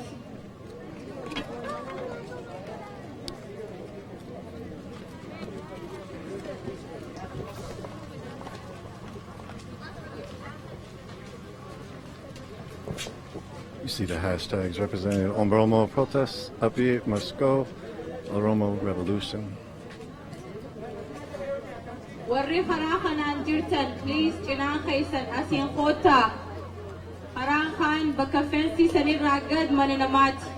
So bakka mahaka mana gavanaraa biraan teenya warra asiin jirtan, please karaa kanaan gasiiqa. Please, if you're on the far left side all the way down, you can come up, scoot up. When you pass the black fence, it's someone else's property. We're only going to be within this property. So if you are down on that side, please come up this way. There's still a lot more space up here. So again, thank you all for joining. This is Nico from Unicorn Riot. Thank you, Jen, and now Chris for the back end help. We wouldn't be able to produce these live streams if it weren't for those folks on the back end pressing the buttons. So thank you. Let's please keep quiet. We're still silent. We're practicing silent. We followed this march. We started documenting at the Oromo Community Center of Minnesota in St. Paul. There was a few hundred people, and now there's maybe 1,000 or so that have joined this march that went to the road. The governor's residence, and now there's hundreds of Oromo people in front of the governor's residence. This lady's in front of Yeah, you should take a yes, picture of her. yes. No, we're still live though, so could we do an interview now? Yeah, it's here. Yeah, we The can do it people right that here. are on this side, please come What to did the you say? left side because this road will be open. Oh, yeah. Are you available to do one? Please. All right, sweet. Stay on the left side of the area. Get Yep, on yep. the right side. You want to do 6 feet apart? Yes. Yeah, okay. That's the rule. So if you hold this, just be aware that the bottom needs to be pushed in every now and then. So wait, 1 second. Just messed it up.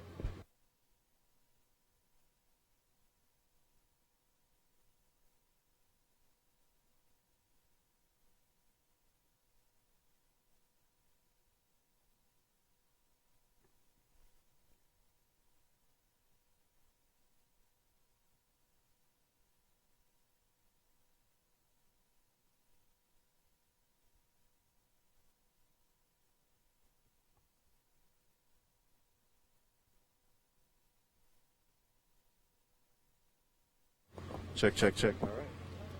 So yeah, be aware of the bottom.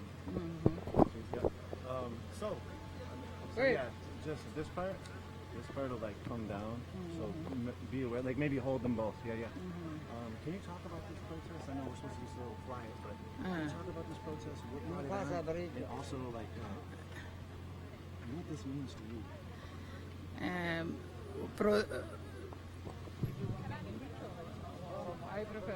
Okay, speak Oromo. Yep, yep. Ela hiriirri har'aa kuni kan nuyi goone warra dubartootaati kan wanta kana jalqabe sababiin isaa immoo rakkinni isaan warra dubartootaa irratti baay'ee hammaateera.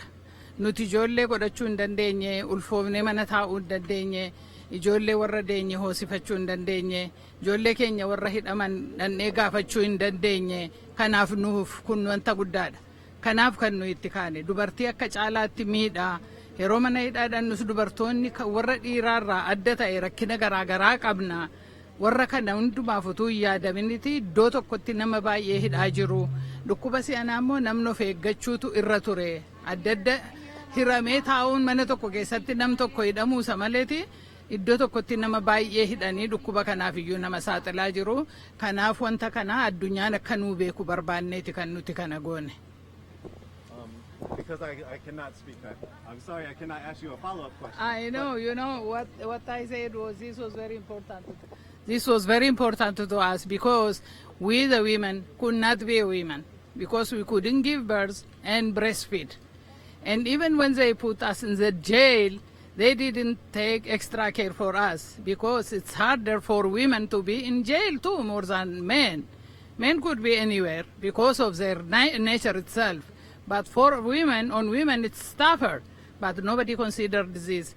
Even with the social or physical distancing that's present all over the world at this time, nobody cared about that. And nobody was caring if the COVID contacts, if somebody is contacted to someone or not. Therefore, they exposed us to the COVID-19. That's why we wanted to organize this one.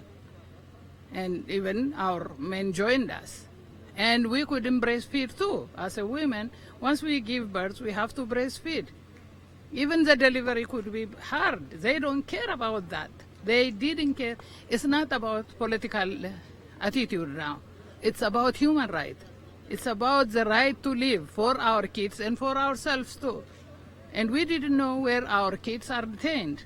When they take them, they hide somewhere and they tell us that they are somewhere. When we go there, they're not there too. Sometimes we find them killed on the street too. That's very hard on us. That's why we wanted to organize this protest today, so that the world hears at least a little bit about us. We have to be a voice for the voiceless. Thank you. Thank you. Can I ask you a question? We're in front of Governor Wall's house. And what is your hope that Governor Walz could do? You know, as a governor of American, especially in the little Oromia of Minnesota, Governor Walz is a very nice person. I know him in different occasions. Therefore, we believe that he would be a voice for us, for the voiceless. Whenever he gets a chance and be at the meeting, he will tell our problem because he is representing us. And he will get more information today, I believe, more than he always did. Therefore, wherever he goes, when there is a discussion on the case of the Oromos, he will contribute some things, especially regarding the human rights problems. Thank you. Can I ask you one more question? Thank you so much for your time. The youth, you're an elder, it seems, and so now the youth are picking up this fight and this struggle in Oromia. Can you talk about that and just like maybe, do you have hope for the future? Of course. Anytime the youth are the hope of the future, especially in our case, they have seen this torture and genocide or whatever for their whole life, starting at birth. Therefore, they are the ones who should fight and get their freedom and be themselves and live in their country. The country belongs to them. We might go away, we might die soon, but they are the ones who are going to live longer in Oromia. And the young are very understanding. They know what they are doing. They know what is meant by being an Oromo and at the same time being in Ethiopia. They know the difference, and we know how to live with others too. We are not as other people think us. We're not hating other people as other ethnic groups. We want to live with them, but we want to get our rights considered as human beings. That's what we are struggling for. Thank you. Your English is very well, thank you. It's I'm- very, very good. I'm Thank you trying for to. speaking in it. I'm trying to. Yeah, and I know it's a lot more comfortable to speak in your own language, but I appreciate you speaking in English. And is there anything else you'd want to say? There might be like people who are watching from our audience that might not know a lot of what's happening. They've only been hearing through some of this live stream or through other interviews. What do you think is the most important things to understand about this situation? You know, I wish people listen to people. Whoever here, when they always listen to the media of the government, which is most probably 0.5 true. They are telling probably 0.5% of the truth. The rest are propaganda. But if they listen to the people or the people media, there are some medias that are talking on behalf of the people. Therefore, they have to listen to those, and they can even send their people to watch what's going on. They don't even have to listen to us. They can send their own people. And you know, now we are not making up a story. We are telling what's going on, a truth. We do have a truth. We couldn't live.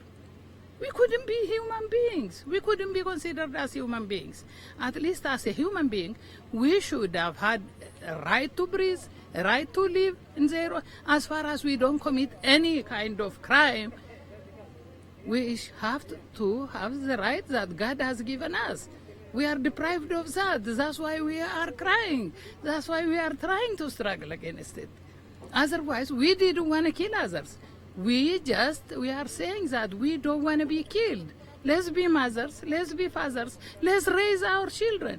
If our children, or if we commit some kind of crime or whatever the law says, let's be treated equally as human beings. We don't have to be killed for doing nothing, for just being an Oromo. We don't have to go to jail just for being an Oromo. And we don't have to hear or be charged for something which we didn't do, leave alone doing it, not even thinking. That's what we are fighting against. Thank you. Thank you. Mhm. Any last words? That's it. You know, I am believing that the world would know. You know, like for example, we did like 10, 15 protests. That doesn't mean we don't have anything else to do. But we are believing that we might be heard. And even the people who are seeing us on the streets, every time, almost every day, they might consider or they might want to hear to us and know what our cause is.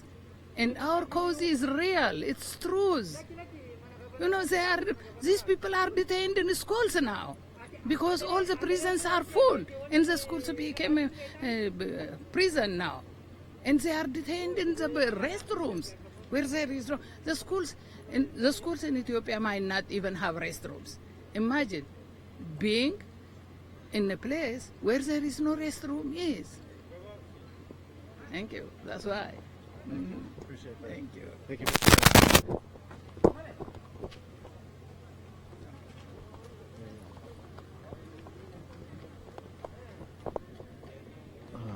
So again, this is Nico from Unicorn Riot. We're here live in front of the governor's residence in St. Paul. Hundreds, if not 1,000 or so, Oromo people have now gathered here in front of the residence. One second.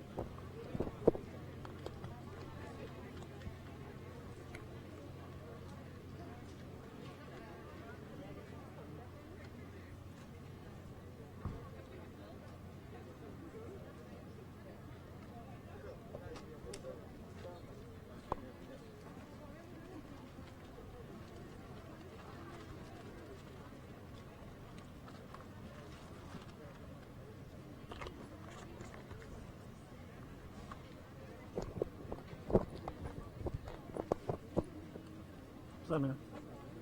Hey, thanks for talking earlier. I'm okay, thank you. I have some water, appreciate that. So again, this is hundreds, maybe 1,000 Oromo people have gathered now in front of the governor's residence here in St. Paul, Minnesota. They're going to be here, not really sure how long. I'll try to gather that information before we go down. We're going to bring the stream down shortly because I, as a person, was not planning on being out here this long. We have a meeting that I have to attend very shortly, and we've already had to back that meeting up. So thank you all for your patience, and thank you out there for tuning in. We've learned a lot. I've learned a lot documenting this situation from the Oromo perspective, and we will try to bring some of that information that we've heard from a variety of different interviews into a video and an article encapsulating what we heard in the next week. So we'll try to do our best for that. And thank you all for joining. Thank you, Chris, for running the back end. If you want to know more of the information, the context around the situation, Hachalu Hundessa, who's a singer, activist, freedom fighter, was assassinated about 2 months ago. That reinvigorated protests. Protests then were clamped down by the Ethiopian government, arresting and imprisoning thousands and killing hundreds. So that's sort of the backstory. The political prisoners are stuck in prison. We hear that, we even heard from the elder just now, that the political prisoners are also being pushed into schools because the prisons are so filled. They've criminalized the youth, called them terrorists, they being the government, and a lot of other things are going on.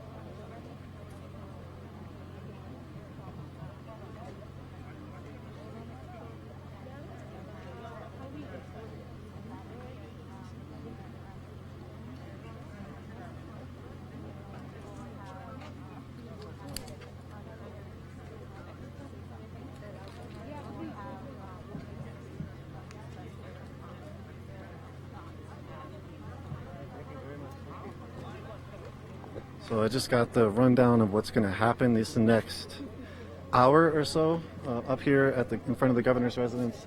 Sounds like they'll have a few prayers, Christian, Muslim, and the indigenous religion. Besides those prayers, there's going to be some speeches by women, and some songs, and some other. Basically, they have a program here. So that program will be starting here soon. And people will be here for like maybe an hour or so. We as Unicorn Riot are going to have to wrap up the stream and take it down, but continue to follow these protests probably on the internet. There's a few other streamers, quite a few other streamers that are here.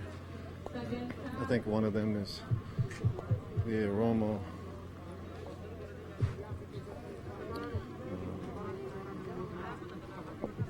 Diaspora Media. He's streaming right here, so you can check out his stream. Oromo Diaspora Media. Oromo Diaspora Media, you can see it right here. Sure. Never mind, you can't see it. So check out other streams out here. Check out the internet for other information on the protests here and the protests that have made it global, basically. The Oromo diaspora stretches far and wide. So again, thank you all for joining. This is Inigo from Unicorn Riot.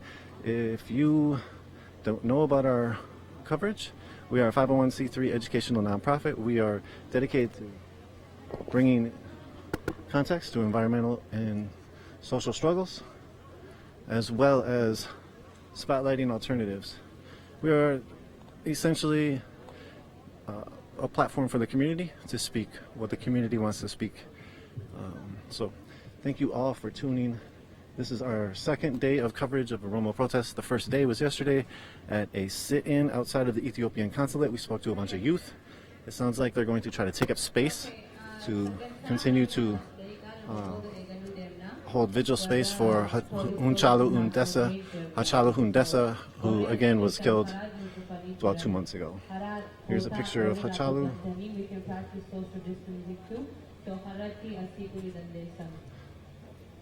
And that is the governor's residence right here. So the program is going to start very soon. Again, they have closed the roads for us. So to practice social distancing, please give each other room and come apart. People that are crowded in here, we can make each other. So now they're going to take up the whole street. Let's practice social distancing. So again, check out our website, unicornriot.ninja. Check out our social media. We are on Twitter, UR_ninja. We are on Instagram, unicorn.riot. We are on Facebook, YouTube, and Vimeo. Thanks, man. And check us out. If you have the financial privilege, we are only able to do this with you. We have a Patreon. We have other monthly abilities to donate to us monthly. Share our work. Speak about us. Those are all helpful as well. Again, we are a very small, horizontally organized 501c3 nonprofit. And we are out here only because you allowed us to be out here. So thank you all. We're going to take the stream down. Chris, you can bring it down. Again, peace you all. Have a good day.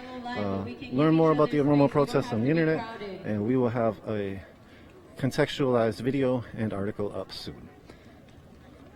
All right, everybody. Have a good night and weekend.